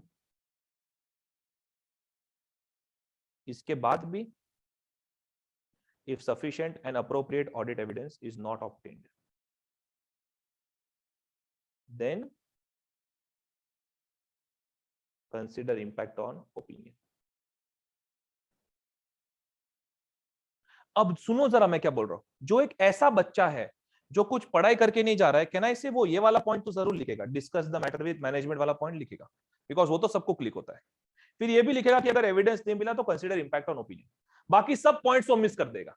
and आप खुद ही बताओ, अगर आप examiner हो और सिर्फ ये 2-3 जनरल पॉइंट लिखे, will you really give marks? नहीं ना. You can't expect such, no, क्या बोलते हैं, you cannot expect such kind of beggar kind of attitude that आप बोलोगे ए 2 पॉइंट लिखा उसका मार्क्स देना, 2 पॉइंट लिखा उसका मार्क्स देना. Very bad. Okay, look at this. Next, auditor shall evaluate the implications of non compliance. Bharti Airtel को ये जो नोटिस मिला है ट्राई से, ना मैनेजमेंट समझा रहा है ना लॉयर से मुझे समझ में आ रहा है, या लेट अस से कि आपको थोड़ा बहुत समझ में आ रहा है कि भाई नॉन कंप्लायंस है, मटेरियल है, पर कुछ कंक्लूसिव चीजों तक नहीं पहुंच पा रहे हो आप. Auditor shall evaluate the implications of non compliance in relation to other aspects of audit. In relation to other aspects of audit evaluate this thing कि बॉस, अगर मुझे ये लोग इसके बारे में नहीं बता रहे तो आज तक इन्होंने जो भी टेलीकॉम का बिजनेस किया उसमें कितने कितने नॉन कंप्लायंसेस हुए रहेंगे, मुझे क्या पता. Understood this. So other aspects of audit including auditor's risk assessment and reliability of written representations. So boss, इधर देखो, auditor shall re-evaluate the risk assessment because now he needs to consider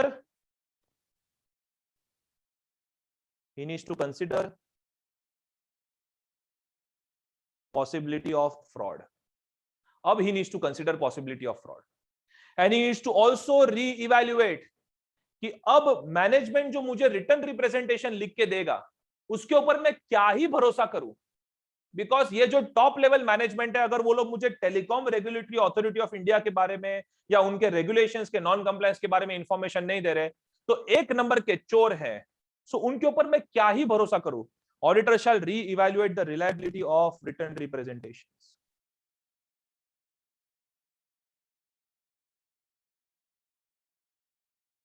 As per SA 580. Is everyone clear with this? Yes or no, sir? Hello? Yes, sir. अब एक बहुत मस्त point आ रहा है MCQ के लिए. Look at the content part. In exceptional cases, that depends upon you. Auditor may consider whether, unless prohibited by law or regulation, withdrawal from the engagement is necessary when management or those charged with governance do not take remedial action that auditor considers appropriate in the circumstances, even when the non-compliance is not material to the financial statements. Boss, काफी बार ऐसा होता है that non-compliance का exact effect शायद ना आ रहा हो इस साल के फाइनेंशियल स्टेटमेंट्स में. फॉर एग्जांपल, एनवायरमेंट का प्रॉब्लम हो रहा है, पोल्यूशन कंट्रोल बोर्ड ने नोटिस भेजा है. Please understand this. Pollution control board ने नोटिस भेजा है that with in next 12 months if you do not bring your carbon emissions within the prescribed limits, then in that case your factory will be shut down for the next 5 years. अब इनके carbon emissions are 2 times the prescribed limits. 2 times the prescribed limits. 6 महीने बीत गए, इन्होंने एक भी remedial action नहीं लिया. अभी लेटेस्ट से ईयर एंड होने वाला है, नेक्स्ट मंथ ईयर एंड होने वाला है. तो एक्चुअली ये जो पोल्यूशन कंट्रोल बोर्ड एक्शन लेने वाला है वो नेक्स्ट ईयर लेने वाला है. Understood this.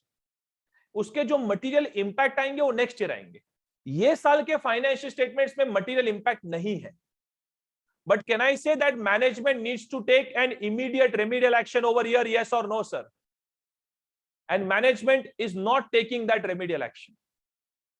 In that case, you may consider withdrawal from the engagement because इससे खराब management आपने नहीं देखा है. Look at this.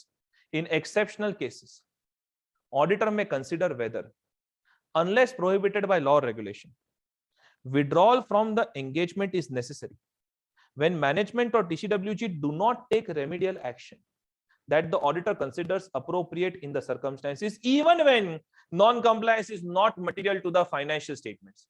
बेटा ये वाला जो 4.6.5 है ना, वो आपको क्लिक नहीं होगा बाद में, अंडरस्टूड दिस? उसका तो एग्जांपल लिखना पड़ेगा बॉस, 4.6.5 का। Head on this,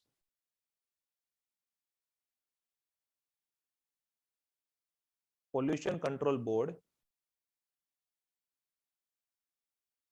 has given a notice नहीं, order has given an order in October 2021 to reduce the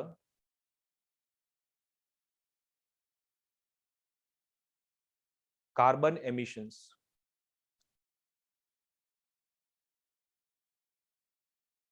within next 12 months, failing which the entity will be shut down for next 5 years. और आजकल क्या final से के paper देखो, practical पूरा question वो लोग टेस्ट कर रहे हैं। गया वो जमाना खाली जब वो एक एक थियरी का लाइन आता था। Pollution control board has given an order in October 21 to reduce the carbon emissions within next 12 months, failing which the entity will be shut down for next 5 years.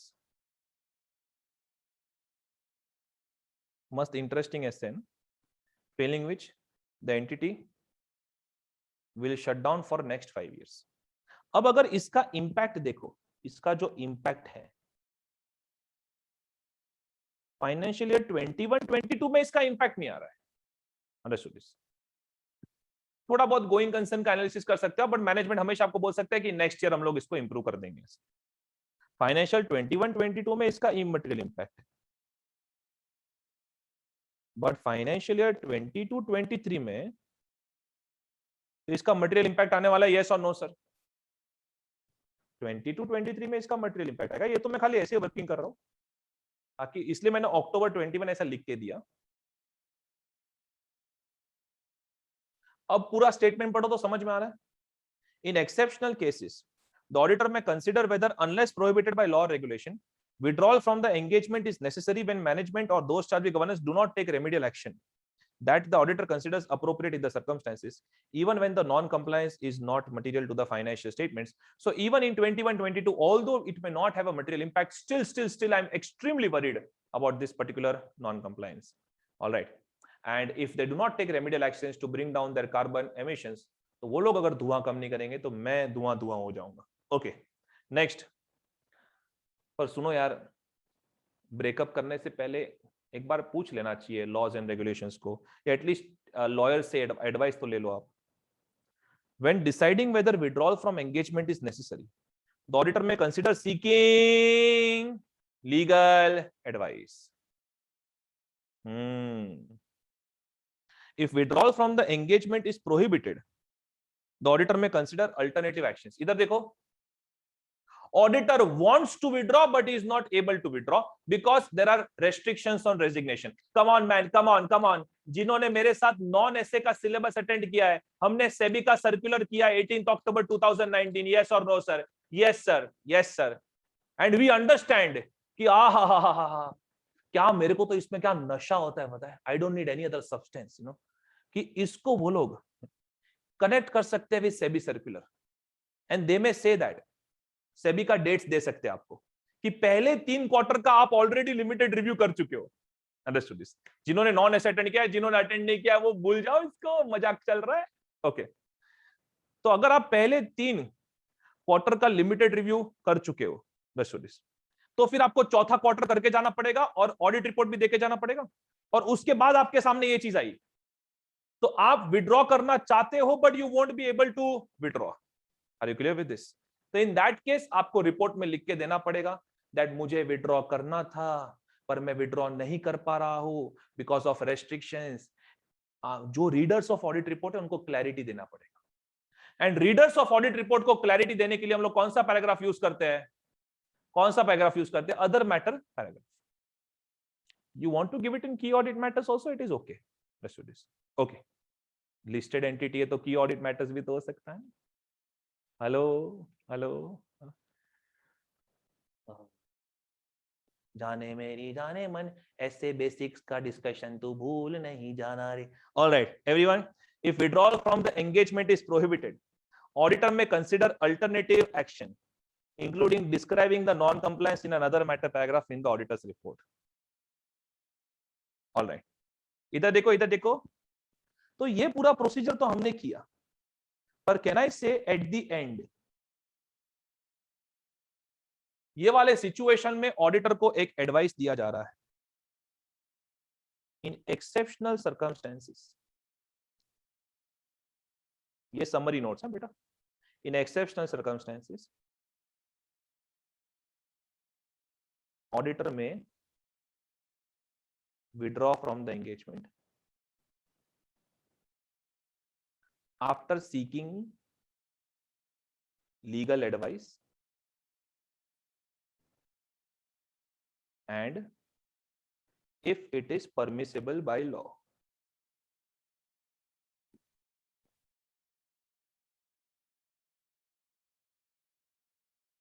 If it is permissible by law. Let us say आपके पास जो मैंने PDF देके रखे, आपको ये वाली blank space को अलग तरीके से यूज करना है, आपको और पॉइंट्स लिखने हैं तो आप लिख सकते हो, इसलिए मैंने ब्लैंक स्पेसेस दिए हुए हैं। Are you clear with this कि ये टेक्स्ट बुक सामने रखने का और आपको यहाँ पे जो नोट्स निकालने, वो नोट्स निकालने का। तो आपका मोस्ट ऑफ द नोट्स तो मैंने निकाल के दिया आपको, बाकी आप एक्स्ट्रा नोट्स यहाँ पे ऐसे निकाल सकते हो। ऑल राइट, यस, वो पूरा पॉइंट एक बार पढ़ लो। तो I want you to read it right now, point number 4.6.1 से लेके 4.6.5 तक एक बार पढ़ लो, और जो भी डाउट से बिंदास पूछो। It may take 2 minutes but it is very important to read this. Yes Renuka. Sir ये रिपोर्ट ऑन अदर लीगल और रेगुलेटरी रिक्वायरमेंट में नहीं होगा सर इसका रिपोर्टिंग? वहां पे हम लोग कौन सी चीज का रिपोर्ट करते हैं? जो लॉ ने क्वेश्चंस पूछे हैं उसका रिपोर्ट करते हैं। सिर्फ ये लॉ की बात चल रही है इसलिए वहां पे रिपोर्ट करेंगे ऐसा नहीं। ओके, जो लॉ ने स्पेसिफिकली बोला है कि इसके बारे में ऑडिटर को कमेंट करना है तो वही रिपोर्ट करते हैं।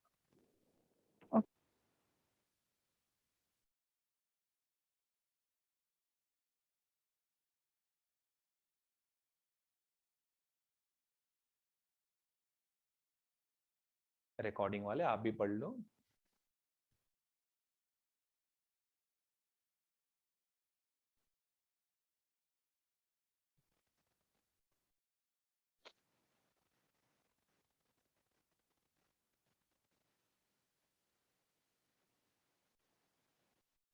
यस भाविका। So ये second time पे this legal advice that we are seeking, मतलब वो exactly related to what? मतलब because legal Related to advice if हम you पहले भी resign, लेते हैं। what could be your legal obligations over here? It's related to that because you may not be an expert of that law, you may not know every single section of that law. कहीं ना कोई hidden sections में कहीं पे auditor की responsibility के बारे में कुछ लिखा हो तो इसलिए। अच्छा हाँ भाई, मतलब regarding that matter वो तो legal advice हम पहले वो तो पहले ले चुके हैं regard. Now this is regarding the withdrawal. Okay.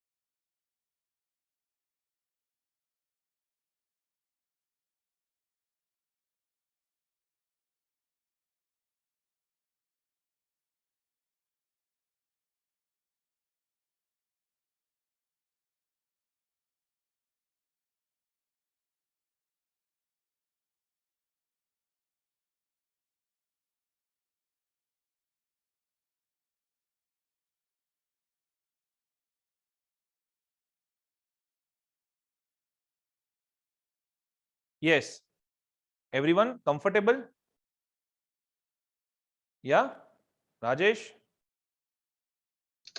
Yes, sir. Comfortable across all the points? You know, Yes, sir. it Yes, takes sir. some times to see, to exactly absorb these points, but once absorbed, it is a good content. Okay. Yes, sir.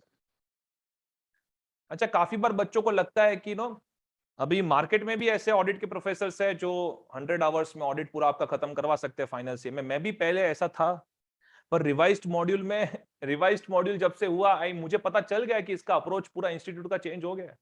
ये देखो जुलाई 21 का paper देखो, ये देखो everyone, July 21 paper over here. Yes, question number 1B। Yes Riya, question number 1B, look at this. ABC Limited has been dealing in tires since 1995. Tires बोला, मेरे को मेरा टर्म ही याद नहीं है। The company envisaged to expand its business and wanted to manufacture the tires besides trading. Accordingly, machinery was imported, installed, and manufacturing operations commenced. अच्छा, the government also gave certain incentives. Wow, like power subsidy, land acquisition subsidy. अभी इस वक्त जो electric vehicles manufacture कर रहे हैं उसको government बहुत इंसेंटिव दे रहा है, वैसे तभी इसको दिया था। After 2 years of operations, company received a notice from income tax authorities to pay tax on incentive received in the form of power subsidy. Because ये उनका रेवेन्यू बचा है ना, उन्होंने बेसिकली एक्सपेंस बचा है, रेवेन्यू ऑन किया। The demand notice was served for rupees 150 lakhs. The company, however, filed an appeal. Demand notice पे appeal file किया with higher tax authorities against the demand, and the matter is undecided as on 31st March 21. Legal team of the company anticipated that tax liability might mature. Tax liability might mature, मतलब यहाँ पे पे out आ सकता है। The company has not made a provision of anticipated tax liability. Company has not made a provision. Tell me, तुमको क्या पढ़ाया जाता है कि जब लीगल केस में अगर लायबिलिटी मैच्योर होने वाला होता है तो can I say in that case तो company needs to make certain provisions, yes और no sir? Yes sir. Okay. Considering the provisions of Companies Act 2013, how an auditor of ABC Limited should see this matter and report in audit report if required? बेटा, अभी तक आपने शायद कारों का discussion नहीं हुआ है, इसलिए एक बताते तो एक तो इसमें कारों का इंपैक्ट है। कंपनीज ऑडिटर्स रिपोर्ट ऑर्डर में इसका एक रिपोर्टिंग है because it is a statutory dues, understood this. Clause 7 में इसका इंपैक्ट है, वो छोड़ो, चलेगा। अब how an auditor should see this matter and report in audit report? Everyone, part 2 निकालो, part 2 non SA content book निकालो, non SA content book, non SA content book.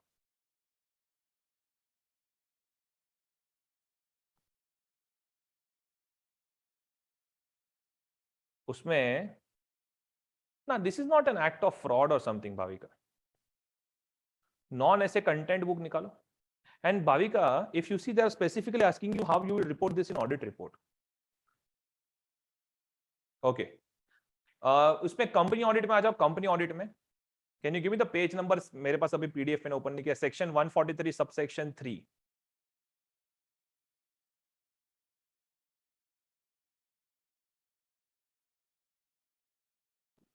Seven page number. 77 page number. अच्छा, उसमें जरा देखना section 143 subsection 3 clause A B C D E F G H I जे और जे के अंदर पहला पॉइंट देखो, जे के अंदर पहला point, if there are any pending litigation जिसका फाइनेंशियल पोजीशन पे इंपैक्ट कंसीडर करना चाहिए, whether they have considered that, whether they have disclosed that impact. B point देखो, बी पॉइंट इधर, B point, provisions as required by any law or accounting standards for material foreseeable losses, whether they have made it or not. And section 143 subsection 3, can I say these are the matters to be reported by the auditor in the audit report, yes or no sir? और मैंने बोला था कि इसमें से कोई भी एक क्लॉज के ऊपर क्वेश्चन आता है। All right, Rajesh page number 20 देखो एसए की बुक का, पेज नंबर 20 एसए की बुक का 19 या 20 ऑडिट रिपोर्ट का फॉर्मेट है, देखो। Yes sir. 19 या 20 पेज पे है ना? उसमें It's ऑडिट रिपोर्ट के 1920. फॉर्मेट में कहां पे रिपोर्ट करोगे एग्जैक्टली ये सब चीजें? Under which paragraph? Auditor's responsibility for the audit of financial statement. No, after that there is one more paragraph, tell me which one? Report on other legal and regulatory requirements. See I have given example over there, section 140। Yeah. Oh, ऐसे का discussion तू भूल नहीं जाना रे। Okay, So they are asking you specifically how you will see this matter. इधर देखो तो, how you will see this matter and how you will report this in your audit report. How I will see this matter. Rajesh mute क्या करता है वे? आज तो पकड़ेगा मैं तेरे को. Sorry, sir. How you will see this matter? You will Yes, sir. see this matter as per SA 250. Hmm. Understood this? It is related to tax laws, correct? Yeah. So how you will, the whole answer, मेरे हिसाब से पूरा suggested answer कैसे आना चाहिए? SA 250 का start. Understood this? SA 250 का start, where you will tell them that what is your objective as per SA 250. बस उतना ही, SA 250 का ज्यादा नहीं लिखना है इसके. Then you will talk about company audit का that section 143 subsection 3 clause J. Under that those points A and B. Understood this? And then you will talk about clause 7 of CARO 2016-2020 में अलग references भी आ सकते हैं. तो अभी 2016 since November 21 के लिए, इसलिए मैं वो खाली reference ले रहा हूँ. Are you clear with this? So Yes. one mark इसका, 143.3 के हिसाब से जो आपने कमेंट किया, 2 marks आपको उसका, कारो का जो आपने कमेंट किया रहेगा 1 mark उसका, एंड बाकी आपने केस स्टडी के साथ कैसे रिलेट किया उसका 1 mark. Congratulations, you get your 5 marks. Yes. Understood this? Okay. अब कुछ बच्चे कैसे सोचेंगे? दो तरह के बच्चे, एक जो कंस्ट्रक्टिव सोचेंगे कि चलो सर ने हमको ये बता दिया, बात खत्म हो गया, ऐसे हमको कंसीडर करना है.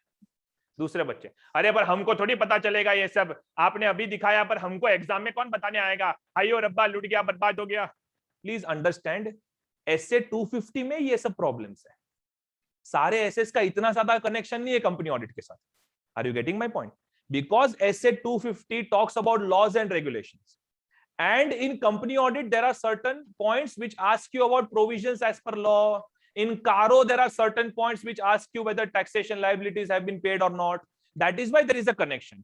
SA 250 has always been their favorite in exams because they can connect this with company audit, and they can also connect it with your CARO 2016 or CARO 2020, whatever is applicable. Am I clear with this? Yes or no, sir? Yes, sir. So, Yeah, SA Rajesh. 501 में identify किया 501 करके just talks about identification. We never discussed the impact of litigation and claims under Yeah. 501. So identify किया करके Identify तो कुछ already नहीं कर लिखा. लिया है ना. हाँ.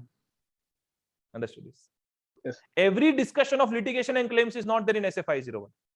Yeah. Just talks about identification of litigation. Understood this? Yes. Okay. Thank you. All right. I hope I am not spoiling your Sunday. Yeah. So students, please understand SA 250 का अब मैं रिपोर्टिंग पढ़ाने वाला हूं. मुझे ना अभी आपके चेहरे पे थोड़ी भूख दिख रही थी. Understood this? तो मैं सोचा कि let me give a motivation dose. Because now everyone, मैं ये point anyways पढ़ाने वाला था, इसमें पढ़ाने वाला था. Don't worry. Reporting non-compliance. But please understand, if I have specifically asked you to come for live sessions today, there is something sensitive that is going to be discussed. All right. Okay. Reporting non-compliance. Everyone over here. We are talking about auditors reporting responsibilities. Yes. Come to the content book also. SA का content book. SA का content book. Page number 47. Okay. Reporting of identified or suspected non-compliance. पहले जरा मैं chart से पढ़ा देता हूं. इधर देखो. Reporting non-compliance. Now this is very sensitive. We are talking about reporting non-compliance about laws and regulations which have a material effect on the financial statements. So 3 जगह पे रिपोर्टिंग का कंसीडरेशन करना पड़ेगा. एक तो हम दोस्त चार्ज विद गवर्नेंस को क्या रिपोर्टिंग करेंगे, दूसरा हम ऑडिट रिपोर्ट में क्या लिखेंगे, एंड तीसरा रेगुलेटरी अथॉरिटीज को क्या रिपोर्ट करेंगे.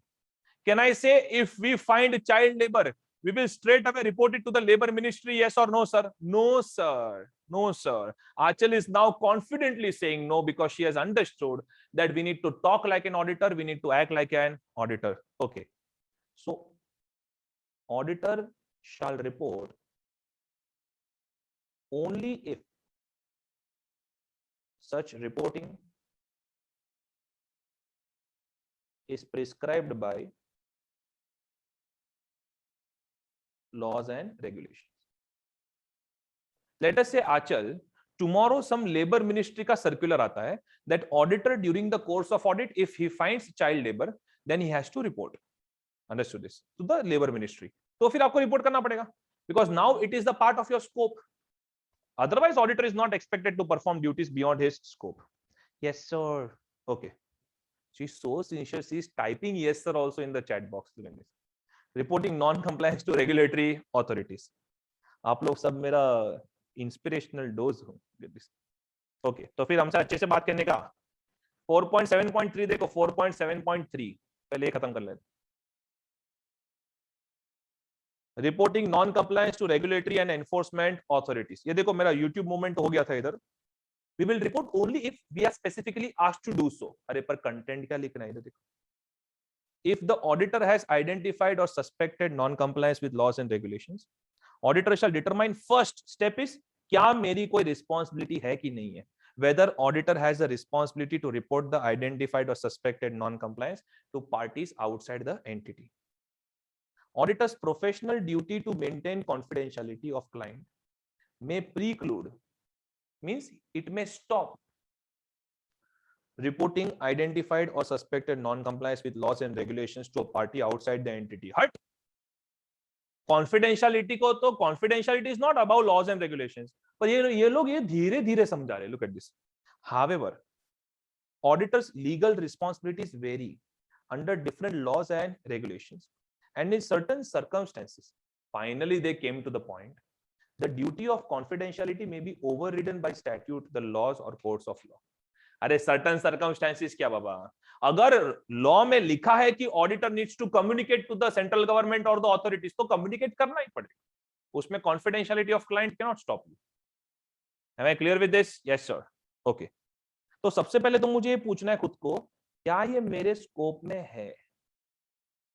फिर खुद को ये पूछना है, क्लाइंट कॉन्फिडेंशियलिटी कहीं वायलेट तो नहीं हो रही है. बट लॉ का reporting is about client confidentiality. Aanchal, अगर चाइल्ड लेबर आपको दिखा and because they were not treating that child properly, no, you became very emotional and you reported it to the labour ministry, then in that case can the client file a case against you for violating client confidentiality? Type it in the chat box. Of course yes, client can file case against you for violating client confidentiality. Are you getting my point? Sir पर वो बच्चे को ठीक से नहीं रख रहे थे सर, देखा नहीं जा रहा था, तो जा अडॉप्ट कर ले, स्कूल लेके जाओ उसको. I am also human. I may not look like that, but I am also human. Understood this? पर आप समझो, आपको ये देखना होता है कि लॉ ने आपको रिपोर्ट करने बोला है कि नहीं बोला है. नहीं बोला है फिर भी आप रिपोर्ट करते हो, you are violating client confidentiality. Alright, किसको? लॉ को अलग से रिपोर्ट करना. तुमको ऑडिट रिपोर्ट में लिखना है, लिखवा. ये हम लोग क्या बोल रहे हैं कि कोई जो मिनिस्ट्री है या सेंट्रल गवर्नमेंट है उसको रिपोर्ट तभी करना है अगर स्पेसिफिकली आपको बोला गया है. Alright, next. In case of certain entities such as national government, अच्छा ये भी entity, regional government controlled entities, basically government entities, the auditor may be obliged to report on instances of non-compliance to governing authorities. वो तो controller and auditor general of India ने जब भी आपको appoint किया रहेगा तभी आपको स्कोप में लिख के दिया ही होगा कि अगर आपको कुछ ऐसा चाइल्ड लेबर वगैरह मिलता है तो तुरंत रिपोर्ट कर देना. तो फिर रिपोर्ट करना ही पड़ेगा. अरे are you clear with this? Hello, yes. तो बेसिक अंडरलाइन क्या था पूरे डिस्कशन का? देखो YouTube. Reporting non compliance to regulatory authorities में auditor shall report only if such reporting is prescribed by laws and regulations. No, and agar if it is prescribed by law, then client confidentiality cannot stop you over there. Okay, anyone? Yeah, Archer has a discussion over here to be done. Sir, I'm not sure if I'm disconnecting with the discussion, sir. But professional ethics में clause 1 part 1 second schedule में जो confidentiality का point था, वहाँ पे sir you wrote there is an exception, no? It says that if you provided information to the regulatory body also that is outside your working papers, you need to take permission of the client, right? No, but in that case also look at the main clause language.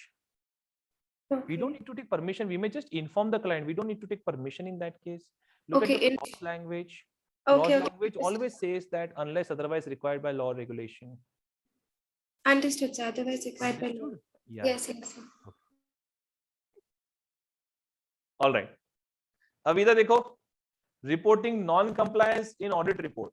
आंचल को बचपन में बहुत chocolates मिले रहेंगे, ये बोलेगी सामने वाले को चॉकलेट दे देगा, राजेश बोलेगा बिस्किट मिलेगा, biscuit. Look at this, reporting non compliance in audit report, everyone over here.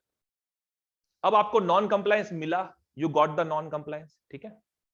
अब उसका या तो अमाउंट के ऊपर कुछ इफेक्ट आएगा, या पेनल्टीज आएगा, या तो डिस्क्लोजर्स देना पड़ेगा, कुछ ना कुछ तो होगा। Understood this? कुछ ना कुछ फाइनेंशियल स्टेटमेंट्स पे इफेक्ट तो होगा। सो इधर देखो, नॉन कंप्लायंस का effect on the financial statements, it could be fines, disclosures, etc. If it is not reflected properly, if it is not reflected properly in the financial statements, that means there are some material misstatements. That means there are some material misstatements. Tell me, if they are not passing the adjustment entry, there are material misstatements. Come on, now you all are pros over here. Then in that case, there will be an impact on opinion. Which opinion? Qualified or adverse, या qualified or disclaimer? Qualified or adverse, Q/A or Q/D? Everyone? Qualified or adverse? Qualified or adverse, correct. Because जब data नहीं मिलता तो हम लोग qualified और disclaimer की बात करते हैं ना. Very good. So qualified or adverse opinion. And if sufficient appropriate audit evidence is not available to verify the compliance, then in that case either qualified or disclaimer. अभी ये तो बहुत normal हो चुका है आपके लिए. All right. So students, ये देखो 4.7.2, reporting non-compliance in auditor's report on the financial statements. If auditor concludes that non-compliance has a material effect on the financial statement and has not been adequately reflected in the financial statement, material effect है पर rectification entry pass नहीं किया है, so qualified or adverse. Okay. लेकिन अगर data ही नहीं मिला है, precluded by management, precluded means you are stopped, limitation on scope of audit, Losar create हुआ अगर, then उसका मटेरियल इफेक्ट है, एविडेंस नहीं मिला है, I will express a qualified or disclaimer of an opinion. Now this is pretty normal for you. कभी कभी ऐसा होता है कि समझ में ही नहीं आ रहा है कि नॉन कंप्लायंस हुआ है नहीं हुआ है. Understood this? कि क्या बोलूं मैं, इधर चला मैं उधर, I am not able to understand that whether non compliance है कि नहीं है. इट कुड, ऐसा नहीं है कि मैनेजमेंट इंफॉर्मेशन नहीं दे रहा है, ऐसा भी हो सकता है that because of circumstances I am not able to understand it.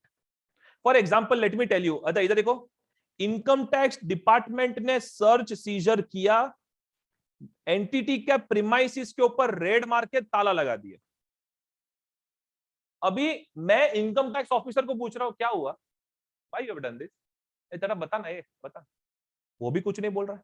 Management को बोल रहा हूं, मैनेजमेंट क्या हुआ, हमको भी पता नहीं चल रहा है यार, क्यों लॉक करके चले गए, समझ में नहीं आ रहा. Look at this next.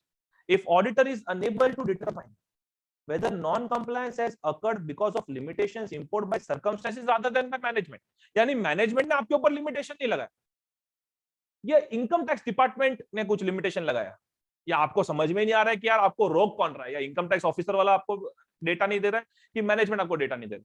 Basically you are on no man's land over here. Look at this. Then in that case auditor shall evaluate effect on auditor's opinion. So naturally it will be like sufficient and appropriate audit evidence not available. तो आपको in this case also qualified और disclaimer तक बात जा सकता है. ये बाबा ये तुम लोग लिखो तो ये भी क्या होगा, sufficient and appropriate audit evidence not available. इसमें भी qualified और disclaimer तक बात जा सकता है. सर ये इतना सारा ड्रामा एग्जांपल्स क्यों कर रहे हो? अरे आपने देखा ना क्वेश्चन पेपर, देखा ना क्वेश्चन पेपर, वो लोग दे रहे ना एग्जांपल्स ही पूछ रहे हैं आपको. They are bloody setting up practical case studies now. All right, so you need to connect with this conceptually. Next, अभी वो लोग जैसे तैसे ऑडिटर्स पास नहीं करेंगे। आप समझो चार्टर्ड अकाउंटेंट्स के ऊपर बहुत प्रेशर बढ़ रहा है फ्रॉड की वजह से, एनएफआरए की वजह से, इसलिए इंस्टीट्यूट ऑडिट के पेपर्स में क्लियरली आपका नॉलेज टेस्ट करेगा स्टैंडर्ड्स ऑन ऑडिटिंग में। नेक्स्ट, उनको भी जवाब देना है सेंट्रल गवर्नमेंट। ये आपके वो जो पहले के सब बिग फोर वाले ने सब फ्रॉड किया ना, उसका असर है ये सब। Look at this, reporting of identified or suspected non compliance reporting to those charge with governance. Identified or suspected non compliance to those charge with governance. Alright, एक तो हो गया कि ऑडिट रिपोर्ट में क्या रिपोर्ट करना है, दूसरा हो गया कि सेंट्रल गवर्नमेंट या जो अथॉरिटी से उसको रिपोर्ट करना है कि नहीं करना है। अब तीसरा, ये एक्चुअली सबसे फर्स्ट स्टेप होता है। Can I say that boss, those charged with governance are the people who will be finally held responsible for non-compliance. In Reliance Industries Limited, they will catch hold of Ambani. So उसको तो पता होना चाहिए कि boss क्या चल रहा है। Look at this. Unless all of those charged with governance are involved in management of the entity. छोटी छोटी कंपनी में मैनेजमेंट टीसीडब्ल्यूजी एक ही होता है, तो फिर ये पूरा स्टेप नहीं आएगा, बिकॉज ऑलरेडी आपने मैनेजमेंट के साथ बात कर ली, मतलब टीसीडब्ल्यूजी के साथ बात कर ली। अगर आपको ये पॉइंट समझना ना बेटा, तो think as if you are conducting audit of Reliance Industries Limited, बड़ी बड़ी एंटिटीज में, जहां पे ग्राउंड लेवल के नॉन कंप्लायंसेस मैनेजमेंट कर लेता है, पर दोज चार्ज विद गवर्नेंस को कुछ पता ही नहीं होता है। तो आप जाके बोलते हो अंबानी अंबानी लगने वाली तेरी Bambani, look at this, okay, unless all of those charged with governance are involved in management of the entity, the auditor shall communicate with those charged with governance कि क्या हुआ, matters involving non-compliance with laws and regulations that came to auditor's attention during the course of audit, other than when the matters are clearly inconsequential. ए बेटा, ये एक purchase invoice का GST का कुछ calculation में गड़बड़ था, तो आप अंबानी तक जाओगे क्या? आपको पता है इनपुट टैक्स क्रेडिट नहीं लिया बराबर से एक इनवॉइस का। Very big observation. Ambani will give you बंबानी like never before. So boss, other than when the matters are clearly inconsequential means you will report. अगर मैं होता तो लेफ्ट हैंड साइड पे लिख देगा report material non compliances to TCWG.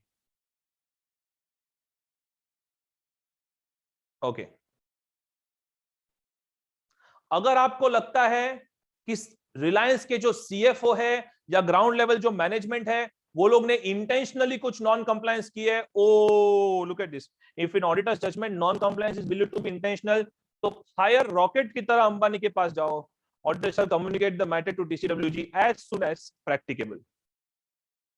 अगर आपको लग रहा है कि इंटेंशनल है, तो एएसएपी इन्फॉर्म करो as soon as practicable. Ambani के पास सीधा चले जाओ, Ambani sorry to disturb you, और वो तो जो मोटे के पास बैठा है इधर साइड पे, जरा बात करनी है। Okay, as soon as practicable. Next, if auditor suspects, आप अंबानी के पास गए, अंबानी ने बोला यस सिट डाउन प्लीज, या CFO has done overvaluations in some taxation points, yeah, he has hidden some points from taxation, I can understand that, yeah, GST non-compliance also, yeah, I only asked him to do that. अरे बाबा, अभी किधर जाने का, उसका तो घर भी बहुत बड़ा है। Look at this. If auditor suspects that management or those charged with governance are involved in non-compliance, oi, auditor shall communicate the matter to next higher level authority. Next higher level authority? Ambani के ऊपर किसको, नीता अंबानी को करेंगे? Look at this. Okay, now focus over here. Imagine as if you are conducting audit of subsidiary companies. Understood this?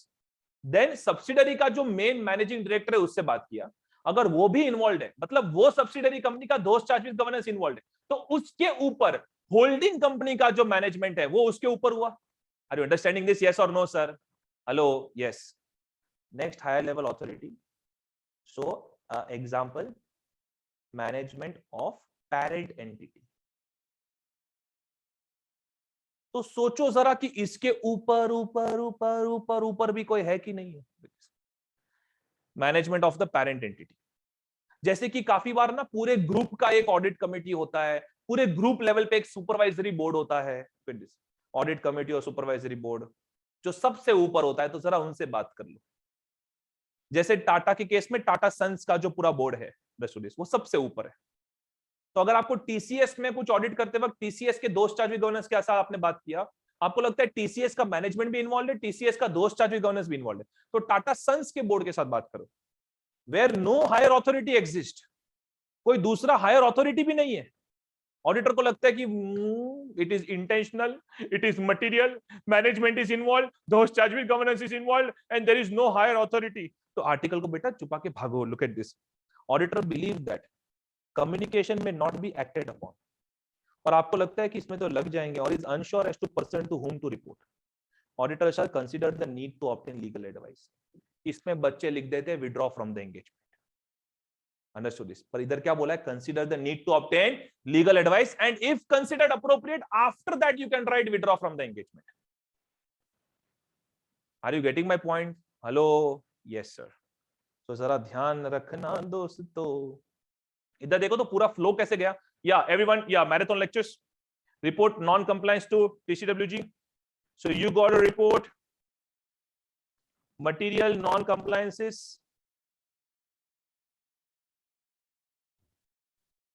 to management and those charged with governance। एक minute, management को तो हो गया, ये तो TCWG को रिपोर्टिंग चल रहा है। Okay, so to TCWG if intentional then report ASAP as soon as practicable। लेकिन अगर आपको लगता है कि यहां पे तो सब इन्वॉल्व है यार, if management and TCWG are involved then report to next higher level authority, और मुझे इसमें लिखना पड़ेगा if any, क्योंकि हर एक एंटिटी में शायद नेक्स्ट हाई लेवल अथॉरिटी ना हो ना। if there is no such authority then obtain legal advice, legal advice regarding what are your responsibilities, whether you can withdraw over here or not। okay, क्या actions हो सकते हैं इसके। yes, over here is everyone through with this now? all right, ठीक है। so ये हो गया अपना essay 250 का पूरा कंटेंट का डिस्कशन। 4.8 ऑलमोस्ट खत्म हो रहा है, wait I know you are hungry. 4.8 documentation का point, look at this, auditor shall document identified or suspected non compliance. अबे इसमें और क्या डॉक्यूमेंट करेंगे, identified or suspected non compliance, आपने क्या क्या डिस्कशन किया मैनेजमेंट के साथ, आपकी क्या क्या फाइंडिंग्स है, जो रिकॉर्ड्स डॉक्यूमेंट्स की कॉपीज मिली, minutes of discussions held with management or parties outside the entity, legal advices वगैरह के साथ जो भी डिस्कशन हुआ हो, प्लीज मेंटेन डॉक्यूमेंटेशन। ठीक है, I mean not a great point, जो ऐसे में हुआ है उसका डॉक्यूमेंटेशन। देखते हैं कुछ क्वेश्चन बैंक में बाकी है क्या। आ जाओ तो आ जाओ, आ जाओ आ जाओ आ जाओ आ जाओ आ जाओ। Question number 5, when performing audit of financial statements of Alpha Limited, you came across certain matters which indicate a possible non-compliance with laws and regulations। Telecom Regulatory Authority of India का नोटिस आया। As an auditor, you are concerned about such non-compliance which can directly or indirectly have a material effect on the financial statements. You are very much concerned. Obviously, to form such conclusions, you need to evaluate the, highlight karo, possible effect of such non-compliance on the financial statements. Mention the matters to be considered in this regard. All right. So इधर देखो, mention the matters to be considered in this regard। अरे जब आपको effect consider करना होता है कि non compliance का पॉसिबल इफेक्ट क्या आ सकता है, तो इधर देखो उसके क्या क्या फाइनेंशियल कॉन्सिक्वेंसेस होंगे, इसकी वजह से फाइन्स क्या हो सकते हैं, लिटिगेशन क्या हो सकते हैं, इसकी वजह से डिस्क्लोजर क्या देना है, क्या ये नॉन कंप्लायंस इतना बड़ा हो चुका है कि it will question the going concern of the entity. Fines, litigations, disclosures, going concern, going concern के ऊपर असर आ सकता है क्या। अरे are you clear with this? तो हम लोग जब भी नॉन कंप्लायंस का पोटेंशियल इफेक्ट कंसीडर करते हैं ना ऑन द फाइनेंशियल स्टेटमेंट, तो ये सब देखते हैं कि क्या फाइन्स, लिटिगेशन हो सकते हैं, क्या डिस्क्लोजर देने पड़ेंगे। ऑलराइट, क्वेश्चन नंबर 6 मैं कुछ नहीं समझाऊंगा क्वेश्चन नंबर 6 में। Question number 6 is the test of my explanation and your understanding whether we have been successful in essay 250 or not। look at question number 6 please। मेरे सामने read करो, मैं देख रहा हूं आपको।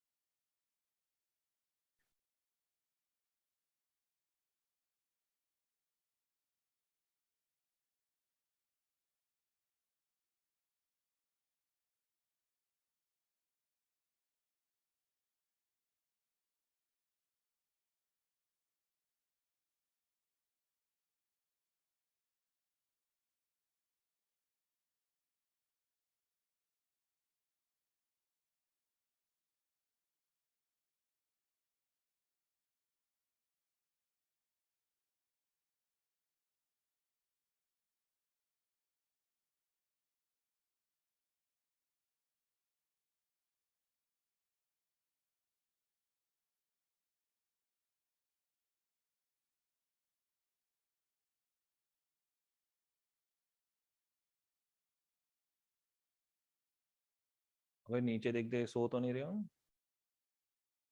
तो क्वेश्चन नंबर 6 किसके रिलेटेड है? डायरेक्ट इफेक्ट का एग्जांपल है कि laws which have an indirect effect? Indirect effect का एग्जांपल है, और उसके लिए हमको कुछ स्पेसिफाइड प्रोसीजर्स ही परफॉर्म करनी होती है। क्या मैनेजमेंट ऐसा बोल सकता है that this is not in your scope? क्या मैनेजमेंट ऐसा बोल सकता है? No, see I will not adopt that child और take him to the school, but at least इसका जो फाइनेंशियल इफेक्ट आ सकता है उसका तो डिस्कशन करूंगा ही करूंगा मैं। एंड लास्ट पैराग्राफ समझ रहे हैं क्या? देखो,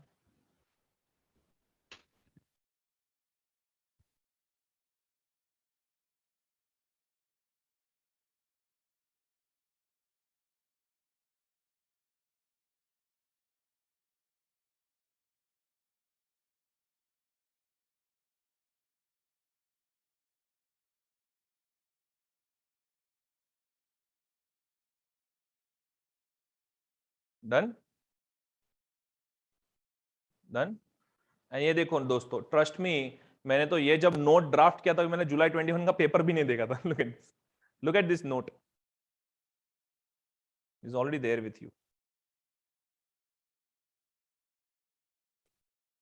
सो इसका कारो के साथ कनेक्शन है, एंड दूसरा सेक्शन 143 सबसेक्शन 3। यानी बेसिकली कोई भी जगह पे जब हम लोग लॉ के प्रोविजंस की बात करते हैं या लॉ के इफेक्ट की बात करते हैं और जो स्टैट्यूटरी रिपोर्टिंग रिक्वायरमेंट्स है, वहां पे कनेक्शन है। वो लोग हमेशा, और ये आजकल की टेक्निक नहीं है, ओल्ड कोर्स से देखता आ रहा हूं मैं ये। वो लोग क्या करेंगे, टैक्सेशन लॉ का एग्जांपल सेट करेंगे, आपको बोलेंगे, ये आज कोई नया क्वेश्चन नहीं था मेरे लिए ये। सो टैक्सेशन लॉ का एग्जांपल सेट करेंगे, फिर बोलेंगे कि आप इसको कंपनी ऑडिट में कैसे रिपोर्ट करोगे, पर उसके लिए आपको एटलीस्ट 1 से 1.5 मार्क ऐसे 250 के रेफरेंस का होता है। Understood this? Okay, that's it for essay 250. I want to start another essay which is a very important discussion. No, yeah, I'm sorry, there is one raise hand. Yes, Renuka. Sir ये last para में जो लिखा है कि the auditor should ensure the disclosure of above fact, तो ये sir ये fact कहाँ डिस्क्लोज करना पड़ेगा? इसकी वजह से कुछ ना कुछ फाइन्स, लिटिगेशंस, तो फाइन्स तो होंगे ना एटलीस्ट। चाइल्ड लेबर है तो अभी लॉ तो वायलेट कर दिया उन्होंने, तो उसके जो फाइन्स है वो तो आपको, वो तो मैनेजमेंट को प्रोविजन कुछ बनाना पड़ेगा उसका। ओके, अच्छा, I am done with essay 250. I want to start with essay 299. Essay 299 is also a brainstorming discussion, joint audit of financial statements. Understood this? छोटा डिस्कशन है, इतना लेंदी नहीं है, छोटा डिस्कशन है, बट जबरदस्त डिस्कशन है। ऑलराइट, सो essay 299 थोड़ा मुझे आपका फ्रेश माइंड लगेगा, मेरा भी फ्रेश माइंड लगेगा। आज का ऑब्जेक्टिव ये है कि जो जो एसेस हम कर रहे हैं सारे सेंसिटिव एसेस हैं, तो आप फ्रेश माइंड से पूछो इसको। Understood this? So we will take a little bit of break and then we will continue. एक minute, I'll just stop the recording. जो recorded video देख रहे हैं आप, तो क्या लाइफ में ब्रेक में ही हो ना?